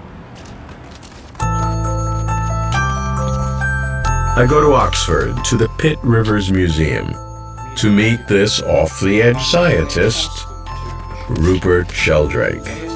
In Driving Reality, Rupert sees strange new laws. A lot of people think that we have an evolving universe, but at the moment of the Big Bang, all the laws of nature were there fully formed, like a cosmic Napoleonic code. I don't think it's like that at all. I think the laws evolve along with nature. And in fact, I think the term law is a really bad term for them, because law implies a human legal system. It's a human metaphor. I think a much better term is habit. So my view is that the universe evolves, and with it, the habits of nature. So it's radically evolutionary, it's full of habits, and also creative, because evolution depends both on repetition, which is what habits do, and creativity, which is where new things come from. If you just had just habits, nothing would change. If you had just creativity, you'd have a kind of chaos of innovation with nothing stabilizing. What are some of the exemplifications of that or implications? If you make a new chemical compound, that's never been made before, as far as we know, that's something new in nature. If you crystallize it, that's a new form in nature. So, when the crystal first forms, it hasn't got a habit. And it's actually rather hard to get crystals to form for the first time. Anyway, you get a crystal sooner or later, and then it gets easier all around the world to crystallize these things on the whole. Chemists have known this for years. I would say this is a new habit getting established. The more often it's done, there's a kind of memory of the previous crystals. So your vision is that somehow making that first crystal embodies that form in some super field sense as opposed to just the common human ability to do things because other people they read about it, and they learn how to do it better and better. That's right. My hypothesis is that it happens by a process that I call morphic resonance. Morphic resonance is the influence of similar patterns of activity on subsequent similar patterns of activity. So what's important is similarity. And this moves across space and time. So it's a kind of cumulative memory. The first time you make a new crystal, there isn't a field for it already, but it comes into being. The second time it's influenced by the first crystals. The third time it's influenced by the first and second ones. The fourth time by the first, second, and third. So it builds up this influence by morphic resonance. So each kind of thing, each kind of crystal, each biological species has a kind of collective memory on which each individual draws and to which it contributes. And these fields are universal? They're universal. Once they've occurred, this influence of morphic resonance can happen anywhere. Everything in nature organizes itself, and I think that each self-organizing pattern of activity has a morphic field and a kind of collective inherent memory. Teach a rat a new trick in Oxford, or better, teach hundreds of rats a new trick in Oxford, and rats of the same breed all over the world should be able to learn the same trick quicker. Teach people a new trick, a new video game, a new sports technique, and it should get easier for people to learn all around the world. So all the sort of easy explanations, better nutrition, better brain, bigger brain size, more exposure to television. All these things have been considered, and none of them can explain more than a small part of this effect. Right. So it's a genuinely mysterious phenomenon that fits perfectly with a morphic resonance view, and it completely changes the way we think about the world. Well, few scientists think the way Rupert does, conjuring up organizing principles that almost certainly do not exist. But that Rupert is wrong does not prevent my enjoying his disruptive ideas. Expanding my boundaries, confronting ideas I'd have never imagined, like being freed from a prison in which I didn't know I was being confined. I scurry back to mainstream science, but with a fresh openness to consider radical ideas. I meet a cosmologist who boldly addresses questions many think unaddressable, Paul Davies. Paul wonders whether the laws of nature are from forever. Very few of my colleagues would agree with the fact that the theory of relativity and quantum mechanics are somehow the last word. It clearly is a stepping stone, an important one, on the way to some deeper level. And so, for example, space and time, are these truly primitive entities, or are they built out of something else? Particles of matter, we're pretty sure, have building blocks inside them, maybe little strings, maybe something else. And then there are deeper issues like quantum physics. It's the one thing that all physicists seem pretty certain about, is that whatever comes beyond our present theories will be cast in a quantum framework. But one can still ask, why quantum mechanics? Why is that the last word, or is there some other way of describing reality? If it doesn't have to be that way, is there something special about that particular setup? And I think the answer is yes, there is something pretty special about three space and one time dimension, about the set of particles that we have and the forces that bind them together. So we need to understand where all these things have come from, and the only way to do that is to have some deeper level of reality from which they emerge. That's really tough. Could it be that somehow everything about the universe is captured just by that two-dimensional surface, the information on that surface? In other words, there's far less in the universe than we really thought. It's like a hologram. A hologram is a two-dimensional surface. You shine a laser on it, you get a three-dimensional image. So could the universe be a three-dimensional image of what is really two dimensions?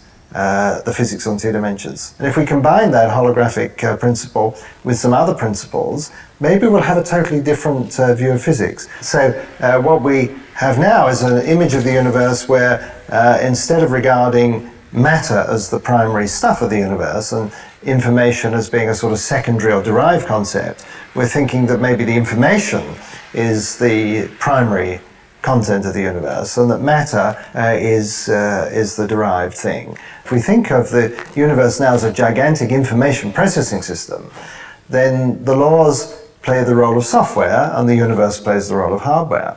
And that to me suggests that the laws of physics have a finite accuracy, a finite fidelity, a finite precision. And so this suggests a view of physical law, instead of being stamped onto the universe from without, like a maker's mark, infinitely precise laws, boom, there right from the beginning, from the Big Bang. Instead, the laws are inherent in and emergent with the universe. So they start out sort of fuzzy and unfocused and zero in over time. More information becomes available, these laws become better and better defined. So the laws are now within the universe and not magically imposed on it from outside. And that traditional view of the laws being imposed from without is essentially theological, I might say. It comes from the idea that there was an external lawgiver God who made a universe and imposed laws upon it from outside. Physicists have by tradition, bought exactly that image. They say, well, the laws of physics are not in the universe, they're outside of it, and they're imprinted on it at the moment of birth, and they're fixed, immutable, universal, absolute laws. And I think that the time has come to abandon that idea, that we appeal to something outside of the universe to explain the laws that are within the universe. I'd like to have an explanation from entirely within the system, based on the notion of information as the primary entity out of which everything is put together.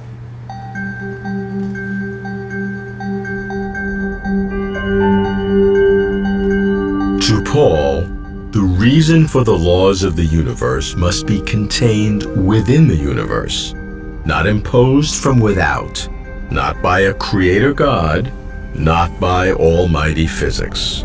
And these laws, which Paul says can change, are at their core information. His universe pulls conventional wisdom inside out, exposing gaps in common explanations. Paul's got guts, and I go with his gaps, but not with his theories.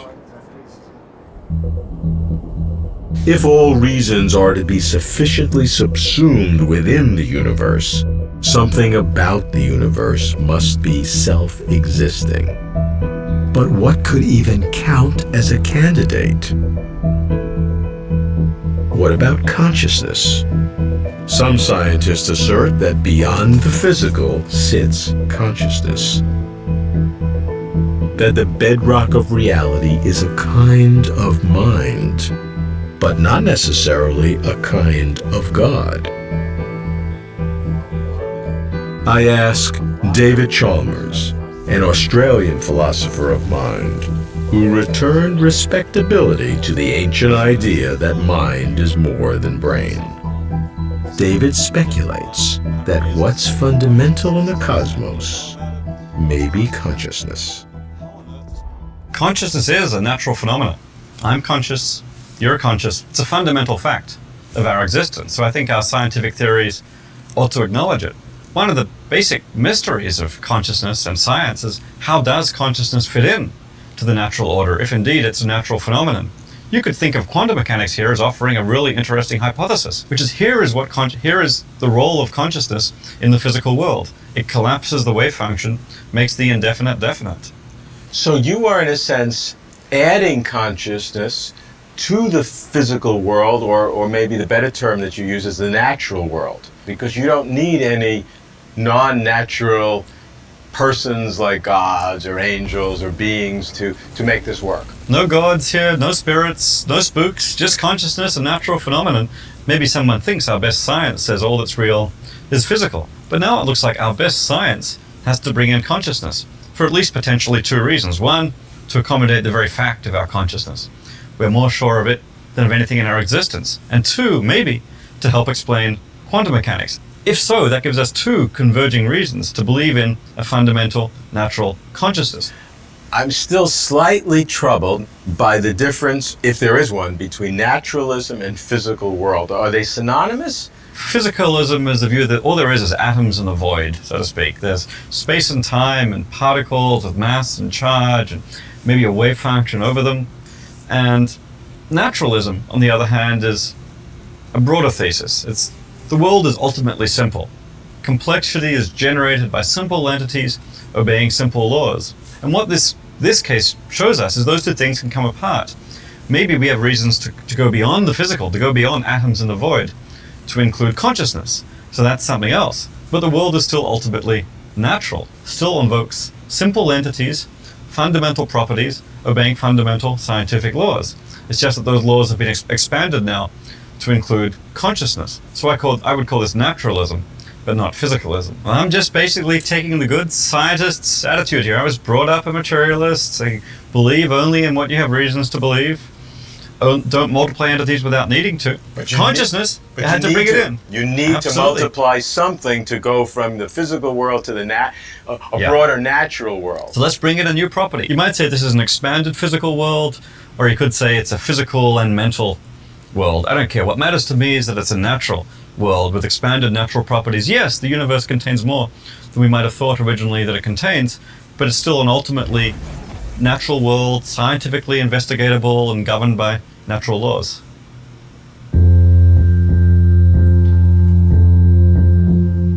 Here's my take on physical reality. Is there an ultimate theory that explains space, time, matter, and energy? Yes. Underlying laws or principles cannot continue forever. Are there sweeping new laws of nature which will alter our sense of reality? Probably, but they'll be more unifying than disruptive. Do laws evolve?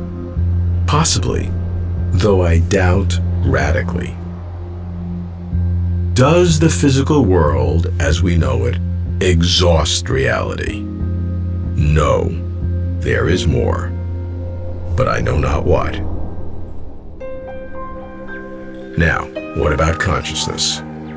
To me, it's the test case, the probe of the reach of reality. Consider three possibilities.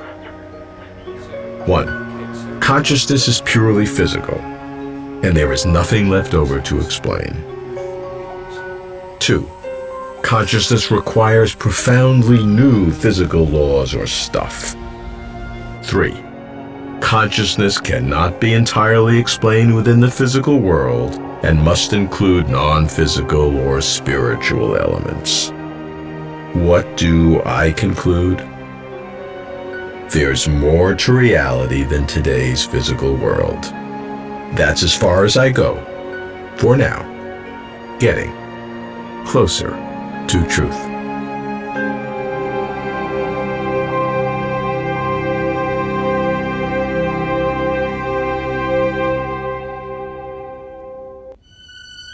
For complete interviews and for further information, please visit closertotruth.com.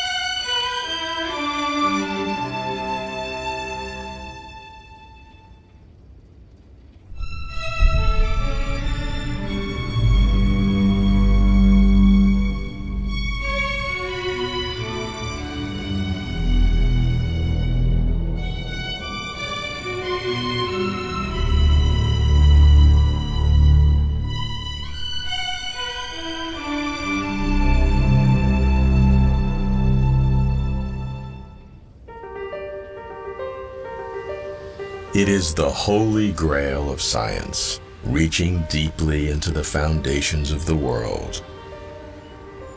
All the particles and forces of nature, unified and explained by equations so simple, you could print them on your t-shirt. It's called the Grand Unified Theory, or the theory of everything.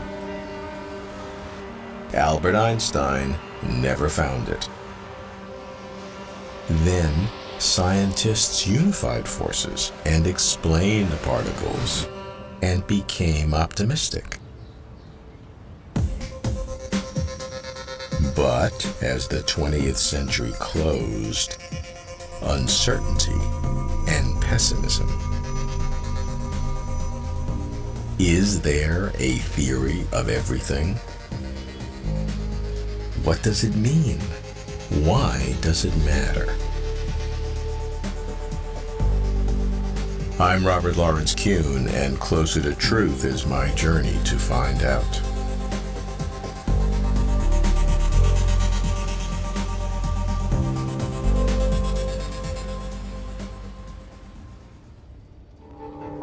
There is no one with whom I would rather begin my journey than Steven Weinberg, who helped craft the Standard Model, the current theory of elementary particles.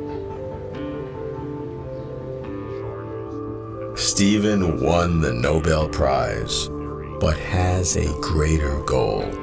He calls it a final theory. Steve, one of your famous books is Dreams of a Final Theory. Final theory has been described as a theory of everything or grand unification theory. When you dream of a final theory, what do you see? I like to call it a final theory because I was trying to get away from the theory of everything. I mean, when we have what I call a final theory, we won't have solved all the problems of science. Many of the problems of science arise because of the complexity of nature, and in fact, it's the complexity that's interesting. And science will continue. The final theory will not mean the end of that, and I certainly wouldn't want that to be the case.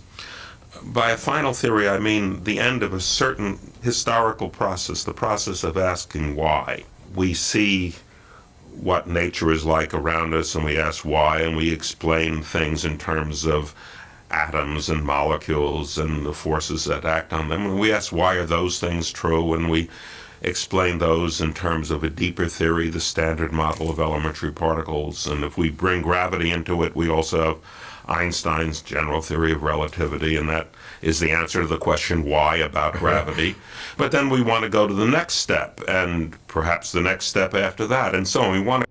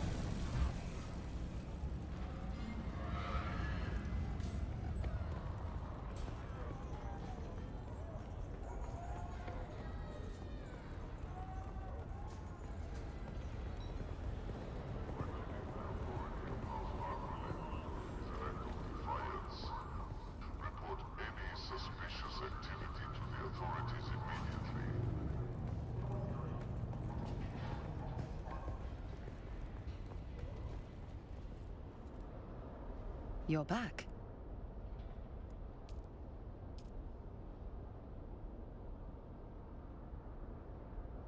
Well then, hand it over. You took long enough. This is fascinating. The late planetologist his ecological language and he was a man of science, an advisor to the We don't know. While Kynes continued to I've been waiting for you. I have discovered that a key to understanding the Udum bears obvious signs.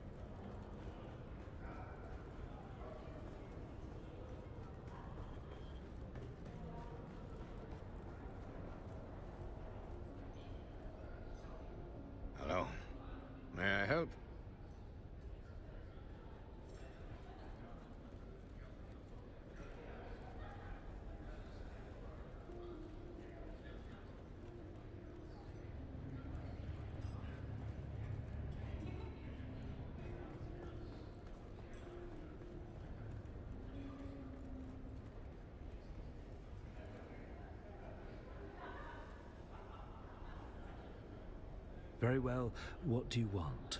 Have you? And yet somehow you still possess your... What did grandmother want, pray tell? Aristae Atreides. How... For one, she dresses like an ugly boy. Desert khaki, and it is not towards...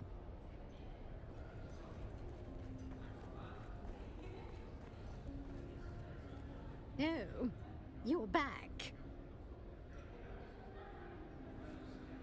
Are you from the planetologist office? You dare bother me again? How dare the audacity! Avert your... Begone from sight! You dare bother me again? All you paws look the same. Do you... I don't even know why they bother to give your... You don't name a broom or a shop...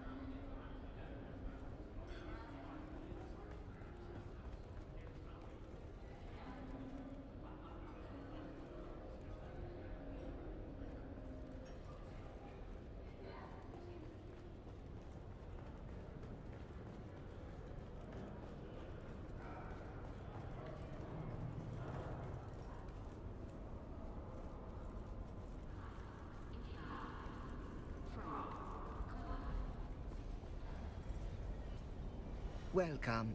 Would you like to... How much Stellaris would you like to deposit?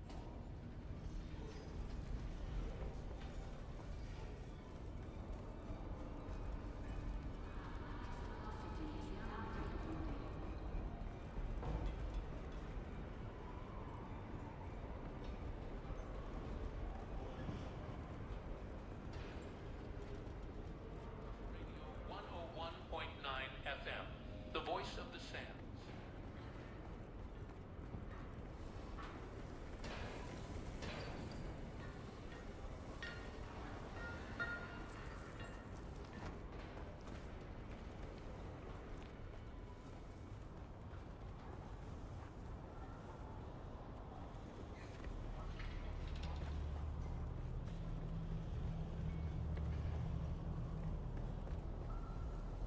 Shai Halud blesses.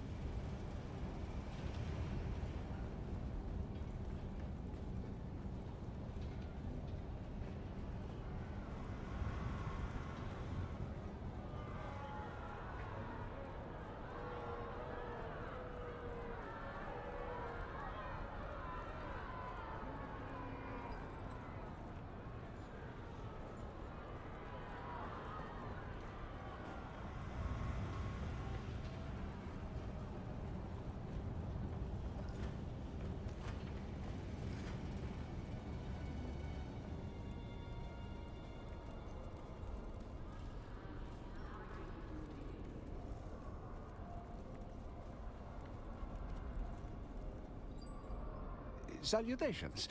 What...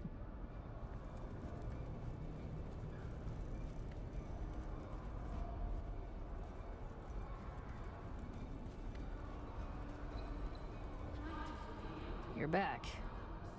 All right, Boot. You ready? No.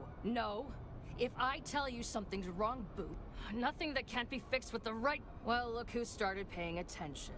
Yes, I have an implant. No. Fortunately, there are master transmitters in the wild. I have a guy with the smugglers. That's exactly what the coordinates are in the contract. She takes orders for the local black. Order a Kirana brandy with a Sidrit twist, and she'll know you're cool. As always, the details.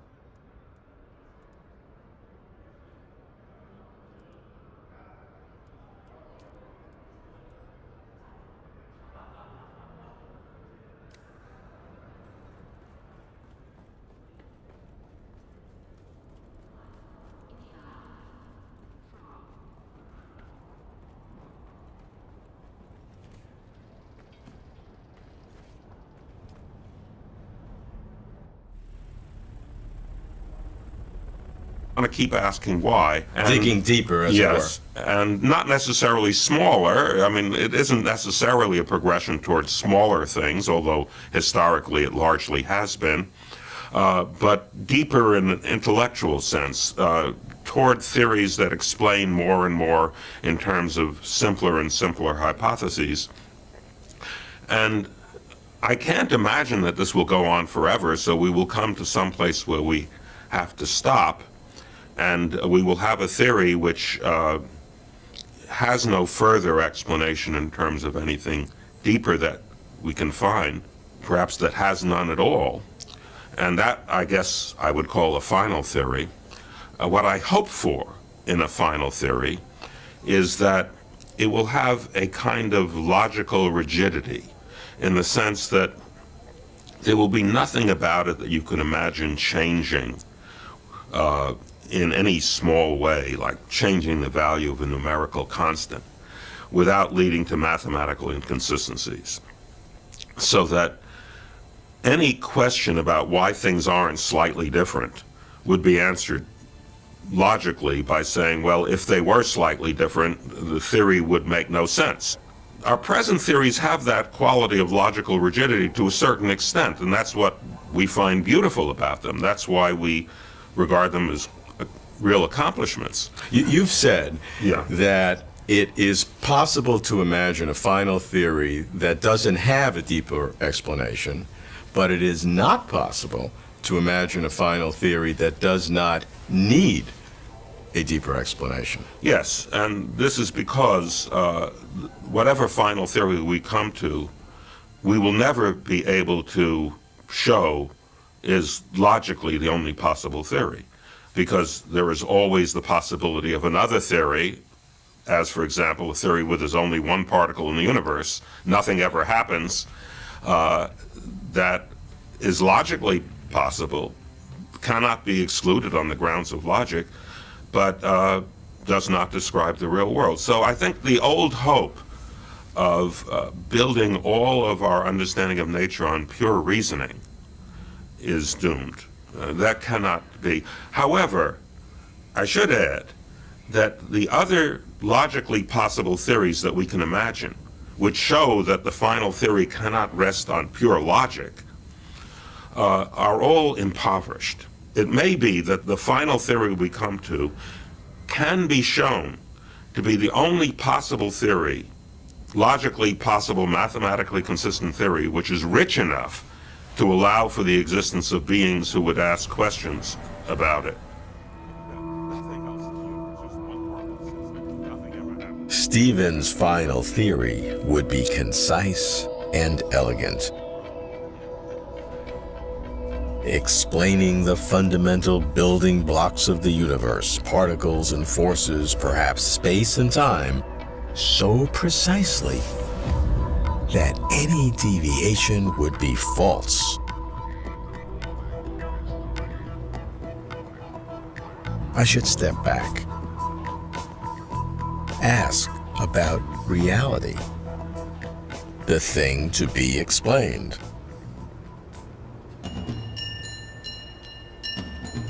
David Gross, professor of physics at the University of California, Santa Barbara, won the Nobel Prize for explaining the inner workings of protons. What about explaining the inner workings of reality? More calculation. David, can you help me? I like to define reality as a physicist would. An experimentalist would define reality as that one can measure or observe. A theoretical physicist, such as myself, would actually define reality as that we can calculate. So the question is there an imaginable final theory of everything? I am an agnostic about that. The more we learn, the more we know, the more we realize we don't know. That means that you actually have to know quite a bit to be ignorant, scientifically ignorant, which means that you have questions that can be approached either by experiment or by calculation. So I picture knowledge as growing outward into a sort of a sea of ignorance, and we're only aware of the boundary of that domain of knowledge. And that boundary gets bigger as with the volume of knowledge gets bigger. So how does that lead to either your agnosticism, whether we will have this one necessary and sufficient theory, or we won't? Typically, what happens is that when we come up with a new theory that is so powerful that it answers all the questions we posed, and maybe we think that's the beginning of the end, we discover new questions. And that could go on forever. Well, can it go on forever? That's why I'm agnostic. Can it go on forever in depth? Certainly, horizontally, we can always ask scientific questions, but in terms of fundamental principles, can we have an infinite regress down and down and down? It's hard for us to be aware of the ignorance that is too far beyond our knowledge. So one tends to think that there is a limit because one is basing that feeling on our present knowledge of what we're ignorant of. And that knowledge of what we're ignorant of is limited. So you said, well, it's hard to imagine that we can probe even deeper and deeper, just shorter and shorter distances. Eventually we'll get to zero distance. When we start thinking about very short distances and very short times, we will be forced to modify in a very significant way our very notions of space and time. So it's quite possible that when we are forced to change and revise our attitudes about space and time at what we now call very short distances, that will allow us to raise totally new questions whose nature we can't imagine now. The questions are almost as interesting often than the answers. And the questions are almost as difficult to discover as the answers to those questions. So I have no illusion that I can imagine all the questions that people will be asking 100 years from now. And therefore, this could go on forever. On the other hand, it might end. Who knows? Human knowledge expanding into a sea of ignorance. I like that. We're continually surprised by nature. That's right. But I cannot imagine deeper and deeper theories going on forever. That makes no sense. I want to know how the world works. Are there other ideas for a final theory? I go to Stanford to meet Robert Laughlin, who won the Nobel Prize in solid-state physics. That gives him a different perspective. What's his take on final theories? I meet Bob in his home. Bob, I'm a bit awed of what physicists do when they talk about a so-called final theory, unifying all the forces. Is there a legitimate hope of truly getting a final theory? Well, I'm a physicist too, so I hope so. However, there's some bad news. The bad news comes from understanding how matter works. When matter is organizing itself, it makes laws, which is good. It makes the laws, and it doesn't depend on the details. The laws always come out to be the same. And you can predict things with them. But the bad news is those laws blind you to the underlying microscopic causes. Why? Well, because it doesn't matter what they are, the laws that you actually measure would always be the same. We call this process renormalization in physics. It's a technical term. But as a practical matter, it means that some things are very predictable and reliable. The bad news is that the little details that led to that are not knowable until you get a new machine capable of going to such tiny scales and such high energies that the law fails. In other words, we think we're going to measure things and understand the fundamental parts of the universe. But a side effect of giving that law is it says, well, you can have this, but you can't have this other thing. That's for me. Until you make a better accelerator or whatever. Now, I didn't order it that way. Probably I would have been happier as an intellectual man had I been able to see through this wall. But that wasn't the way it is. So what does that imply about a final theory? Is it possible to have one? I personally think it's too early historically to have the final theory of the universe because the experiments aren't nearly good enough to distinguish one of them from another. What I mean by way too early is perhaps millennia. That long? Because you need the energy levels to be at a certain... Correct. In other words, the amount of speed, energy scale, and so forth, the technology you need is so stupendously beyond where we are right now that I don't think it's going to come for many, many generations. For Bob, until a final theory can be confirmed by experimental evidence, it's premature to speculate. Any final theory is for the far future, because atomic colliders must be enormously more powerful. Are we stuck with speculation, or is something missing? Might there be a radically different approach to a final theory?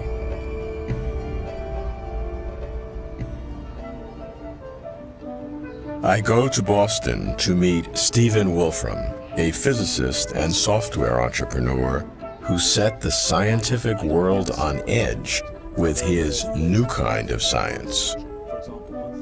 Stephen's bold intuition was that simple rules engender great complexity. But can simple rules explain the entire universe? I'm sort of hopeful that sometime in the next limited number of decades, we may actually be able to sort of hold in our hands the ultimate rule for the universe. So the thing that I've been very curious about, kind of whether there might be a simple rule that corresponds, that can reproduce all of the richness of physics as we see it and so on. And what I've realized is that sort of our traditional intuition about the fact that it must be, that rule must be something very complicated to reproduce everything that we see, that traditional intuition probably isn't correct. and that it's perfectly likely that there could be a very simple rule that can reproduce all of the richness that we see in the physical universe. What would that rule have to be to at least satisfy you to a first approximation that maybe you found something interesting? Well, so this rule, if it's a simple rule, it's something that's sort of beneath space, beneath time, beneath all of the things that we normally think of as being obvious aspects of our physical universe. So you go through sort of looking at, here's a possible universe. Does it satisfy sort of the basic criteria or not? And often it's a long way away from satisfying even the most basic criteria. One of the things one has to realize is that if the rule is simple, it's very unlikely that it will be almost correct, but not precisely correct. That is that, you'll have a rule that has, 3 dimensions of space. It'll have electrons and muons and tau leptons, but it'll have just this one little weird bug out there on the side. That's very unlikely to happen. If there is a simple rule for the universe, you're either going to hit it dead on, or you're going to be way wrong. I think there are 2 questions here. One, I think that you're asking, is if it's this rule, why is it this rule rather than a host of other rules? There's another question that says, if it's this rule, why is there a rule at all? And where did that rule come from? Which is the much harder question. When we found the ultimate rule for our universe, I'm sure we will find a way to say, this is the only rule it could possibly be. This is the rule, A equals 0. This is rule number 1. And there'll be some way of formulating things that makes it rule number 1. But does that really answer what's going on? No, it doesn't. One thing that might be the case is that because of the way our brains are set up, emerging from this universe, that it might be the case that it is inevitable that the rules for our universe must be simple with respect to the formulations that our brains can produce. I don't think that's in fact a correct argument. I think there's a sort of a more fundamental issue of whether the rules for our universe are simple that sort of goes beyond the details of our particular brains and our particular formulation of those rules. It is sort of perhaps in a sense, the most fundamental fact about theoretical science is that there is at least some order in the universe. It could be the case that the universe was utterly orderless and ruleless, but it is not. Given that there is some order in the universe, can that turn into a very simple rule that will be sort of the explanation for our whole universe, or will it be a more complicated rule? If it turns into a simple rule, why that rule and not another rule? We're a couple of 100 years away from being able to answer that, at least based on the course of scientific history to date.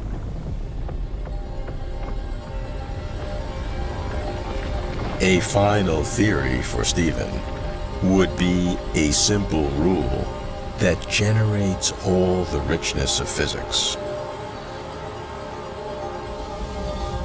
When I started, a final theory seemed sufficiently simple to understand, if fiendishly difficult to specify. The more I've learned, the more moving parts I see. I can't get to closure. Options proliferate. Ways of thinking clash. I should see Frank Wilczek across town near MIT. Frank won the Nobel Prize and has a gift for explaining physics. I need to call upon his gift. He invites me to his home. Frank, you have asked a question which I never thought about, which is really fundamental. And that is, with all of these particles, 10 to the 80th numbers of protons or whatever, why are they all the same? Well, that says something very profound about the way the universe is constructed, because what it tells us or confirms is that the most basic objects out of which to construct the universe are not particles, but objects we call quantum fields.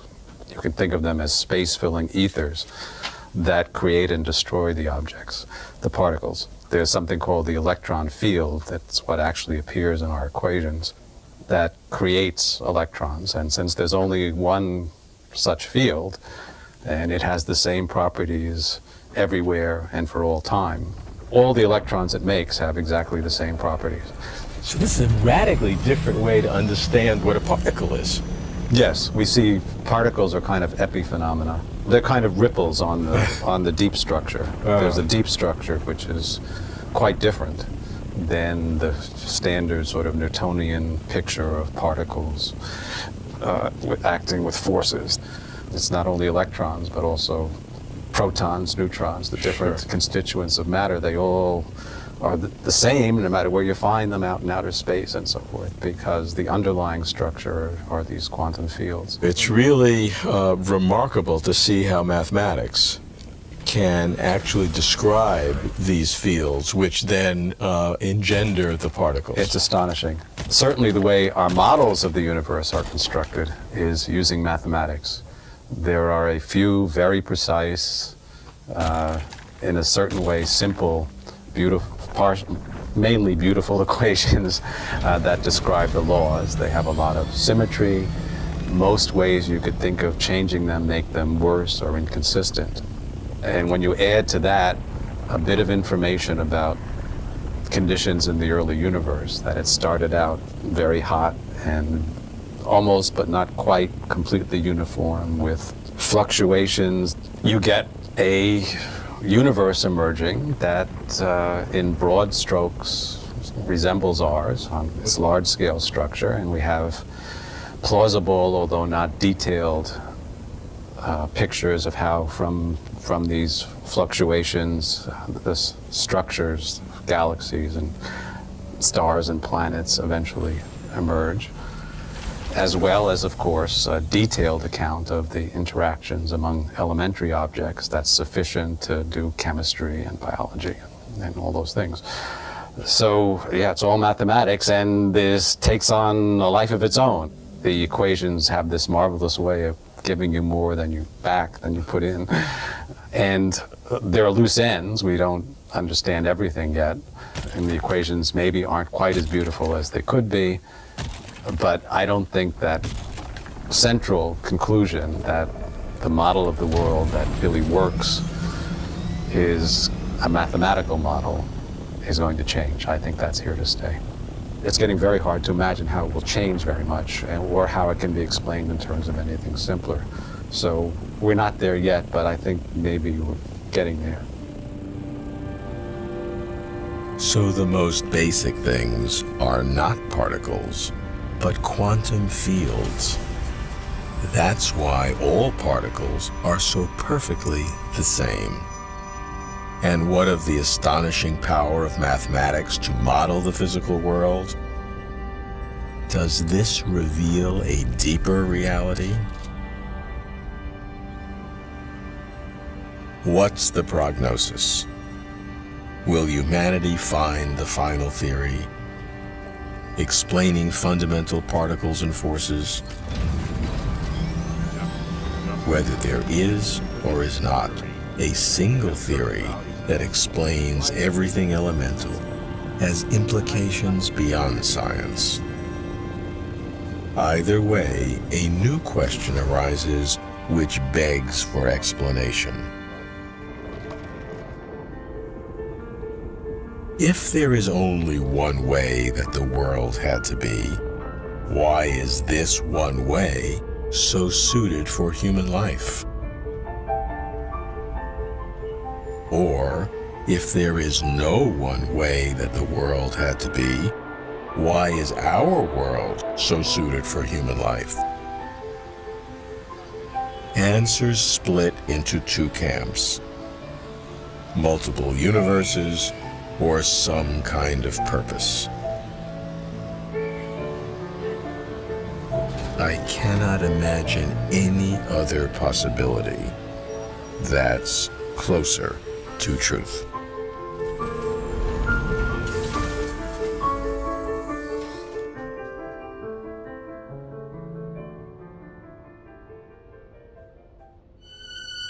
For complete interviews and for further information, please visit closertotruth.com.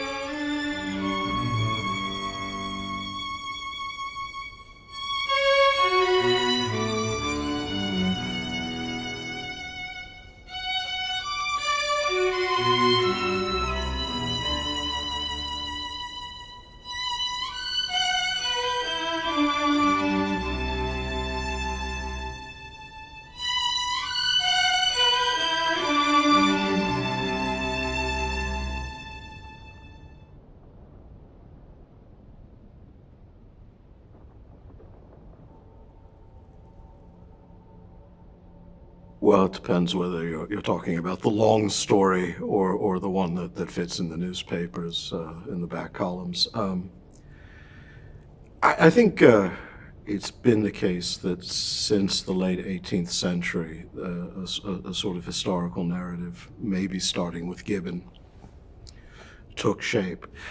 And this is entirely nonsensical, but it makes for a good story, is that Christianity entered a world, rather a high, even luminously sublime ideals like reason and beauty and even civil concord among religions. This is another part of the myth that non-Christian religions in the empire got along with one another terribly well. Not really true. And that it introduced Christianity, that is, introduced a new fanaticism, a new spite, a new malice against the attainments of classical culture, against every other creed. There's plenty of violence in Christian history. Not coincidentally, Christians are humans, and as a result tend to behave like human beings, as disappointing as that can be. But the story that began in the pages of Gibbon's Decline and Fall was that there was something uniquely fanatical and violent about Christianity in its early centuries, and this carried over in the centuries that followed and naturally mutated into all sorts of tyrannies, local and global. The story you get is just basically that. We have an early period in which Christians supposedly burned libraries and books and started killing one another in a very early period, all of which is not true. This immediately turned into a long period of ruthless persecution of heretics and witches, some of which is true, not the bit about witches, which the witch burnings are an early modern phenomenon, not a medieval. And then, of course, also imposed a cruel regime of sexual repression.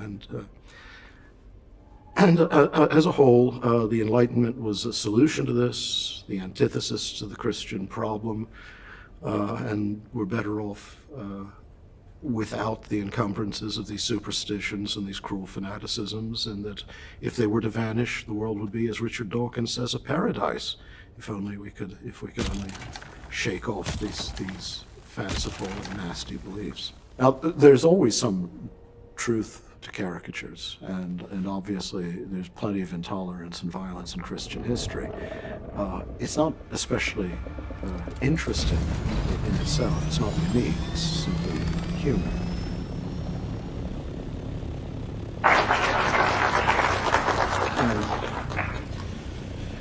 Hello. It's nice to be in Minnesota again. I lived here from 1999 to 2000, teaching at the University of St. Thomas, and it's a very different world from the world I know, but I liked it. And I haven't been back since, so it's nice to be here. I'm glad to hear that Dr. Brennan and I agree on so much. We spent most of dinner disagreeing on a great number of things. It was actually quite a lot of fun, but I'm relieved to discover our disagreements are not all that unites us. The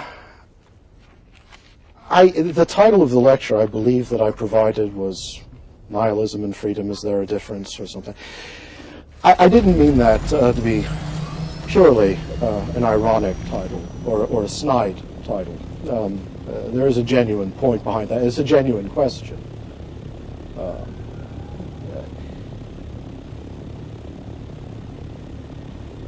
Let me begin by breaking with my script and relate to you an anecdote that set me off on a course of reflection some years ago. When I was teaching at the University of Virginia, very talented undergraduates at Virginia are allowed to live on the lawn. That is, the part of the college that was built in Mr. Jefferson's day, and that it's a high honor. It's not a great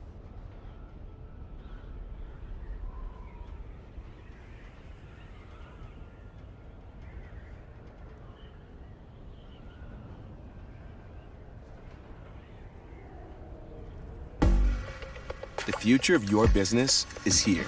With Wix, you get advanced AI capabilities for more customization, more time, and more growth. Speed up your website copy with an AI text generator that delivers a consistent brand voice to every corner of your site. Unlimited unique visuals enhance every piece of content you create. Instantly transform any idea into an image right from the comfort of your platform. And win back hours of hard work with AI-powered emails designed to perform. More conversions, less hassle. Smart benchmarks show you exactly where you stand in the market. See what's working and what needs work so you can quickly spot your next opportunity and take your business where you want to go. Oh, and we're just getting started. Go to Wix.com and make it happen.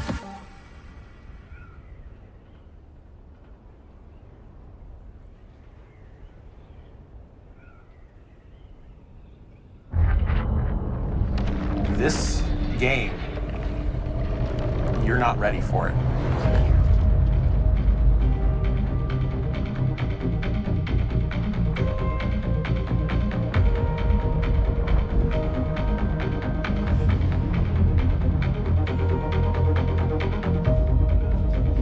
You're in the middle of this beautiful sci-fi environment,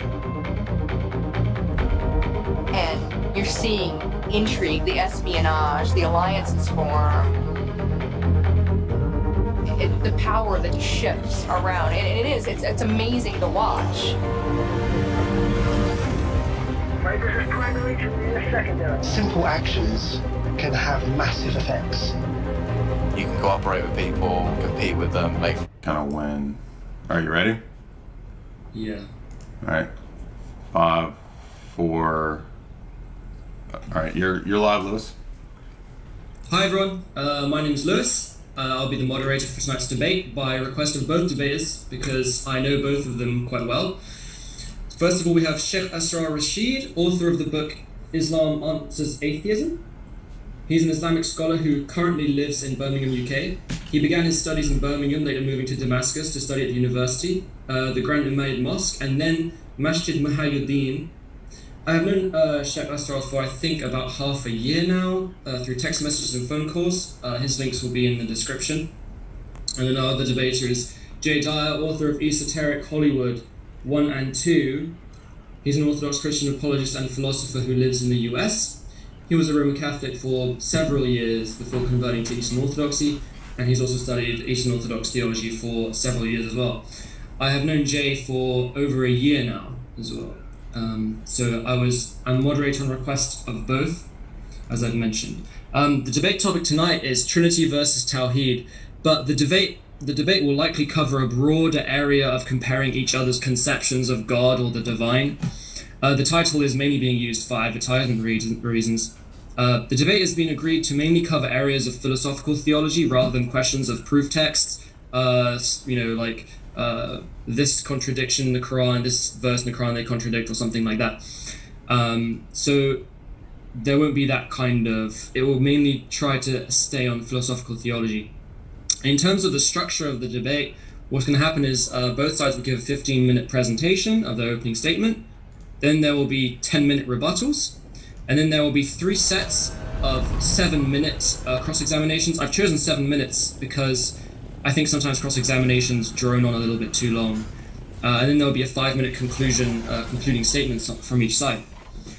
So with regard to the cross-examination, I want to make it very clear that the person who is interrogating, whose turn it is to interrogate, may interrupt the person who is being interrogated, and they are the only person who is allowed to ask questions. So the person who is being interrogated may not ask questions back to the interrogator, and they also may not interrupt the interrogator.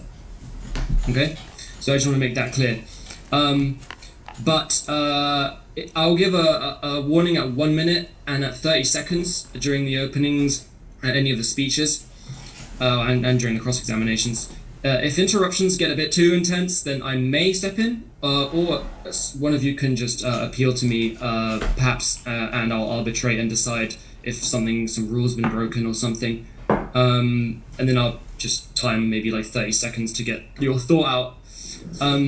And then there'll be a Q&A at the end. So please send your questions via Streamlabs because YouTube is, Globo. So we have to use Streamlabs to ask questions, and the link to Streamlabs is in the description below if you want to ask a question for Q&A. So tonight I want to be clear that all the moderators should be quite heavy-handed. If you see agitation, passive aggressiveness, mockery, stuff like that, just hide the user or put them in a timeout. We're past kind of pure entertainment debate at this point. So if you enjoyed the debate, please smash like, share, and subscribe. And I am going to roll a dice for who goes first. So on 1, 2, 3, we're going to say Sheikh Asrar. And on 4, 5, 6, we're going to say Jay. Okay, so Jay gets to go first. And I hope I don't get accused of loading the dice or something, because there's literally no advantage to going first in this debate. That was a CGI dice. It wasn't. Yeah, CGI dice. Yeah, my hand wasn't on screen. If I roll a 1, Astral wins. If I roll a 3, Jay wins. That kind of thing. So yeah, can I just get some Orthodox crosses and moons in the chat? And whenever Jay is ready, I will start your 15-minute timer. Why don't you tell me when to start? Because I can't see what you're doing, so I'll start my timer when you start. Just start when you start talking. I'll start when you start talking. All right, 3, 2, 1. All right, so what I'd like to talk about today is, as we know, two different conceptions of God and Christology. And what's in debate today is not the doctrine of simplicity. It's not the doctrine of God's unity or how God is one or how God is simple, but in what ways he is or is not. And in fact, as we're going to see, my research into the books that Azra has recommended have shown me in many instances that it's actually the Islamic position that is in no better position than us in terms of relegating to God multiple layers and levels of distinctions. So for example, I want to lay out our position as Orthodox Christians. We have an extreme Trinitarian view, you could say. We have a very precise doctrine of what the distinction between God's nature, person, will, energy, or action and effects are. We don't believe that distinctions that are real entail composition, separation, division, or any dialectical tensions. And in fact, as we'll see in reality, Azrar's position also actually accepts that same metaphysical position when it comes to the attributes in relationship to the essence, as well as the attributes amongst themselves at times. Now, the one God for us is primarily the person of the Father. The hypostasis of God the Father is typically who we're referring to when the Creed refers to we believe in one God, the Father Almighty. We do believe that distinctions exist in God, not because of abstract speculations, but rather because the Bible itself is the revelation of God, and it has shown us and told us in what ways God is and is not distinct. So for us, for example, the distinction between the Father, the Son, and the Spirit is not something invented by the apostles in the New Testament. It's not something invented by Constantine at Nicaea or Athanasius or any of these people. It's actually a doctrine, believe it or not, that is found primarily, first and foremost, in the Old Testament itself. In the Old Testament, we find many, many, many theophanies. I won't go through every single one of them, but from the beginning of Genesis, God is spoken of as appearing and walking in the cool of the garden with Adam and Eve. We see God appearing as a theophany, as we call it, or a divine manifestation within time and space, to many of the Old Testament patriarchs, including Abraham in Genesis 12, Genesis 15, Genesis 17. We see Jacob wrestling with the angel of the Lord. Now, in many of these instances, the word angel, we know, it just simply means a messenger. So a messenger can be a created messenger, or in our case, it could be an uncreated messenger.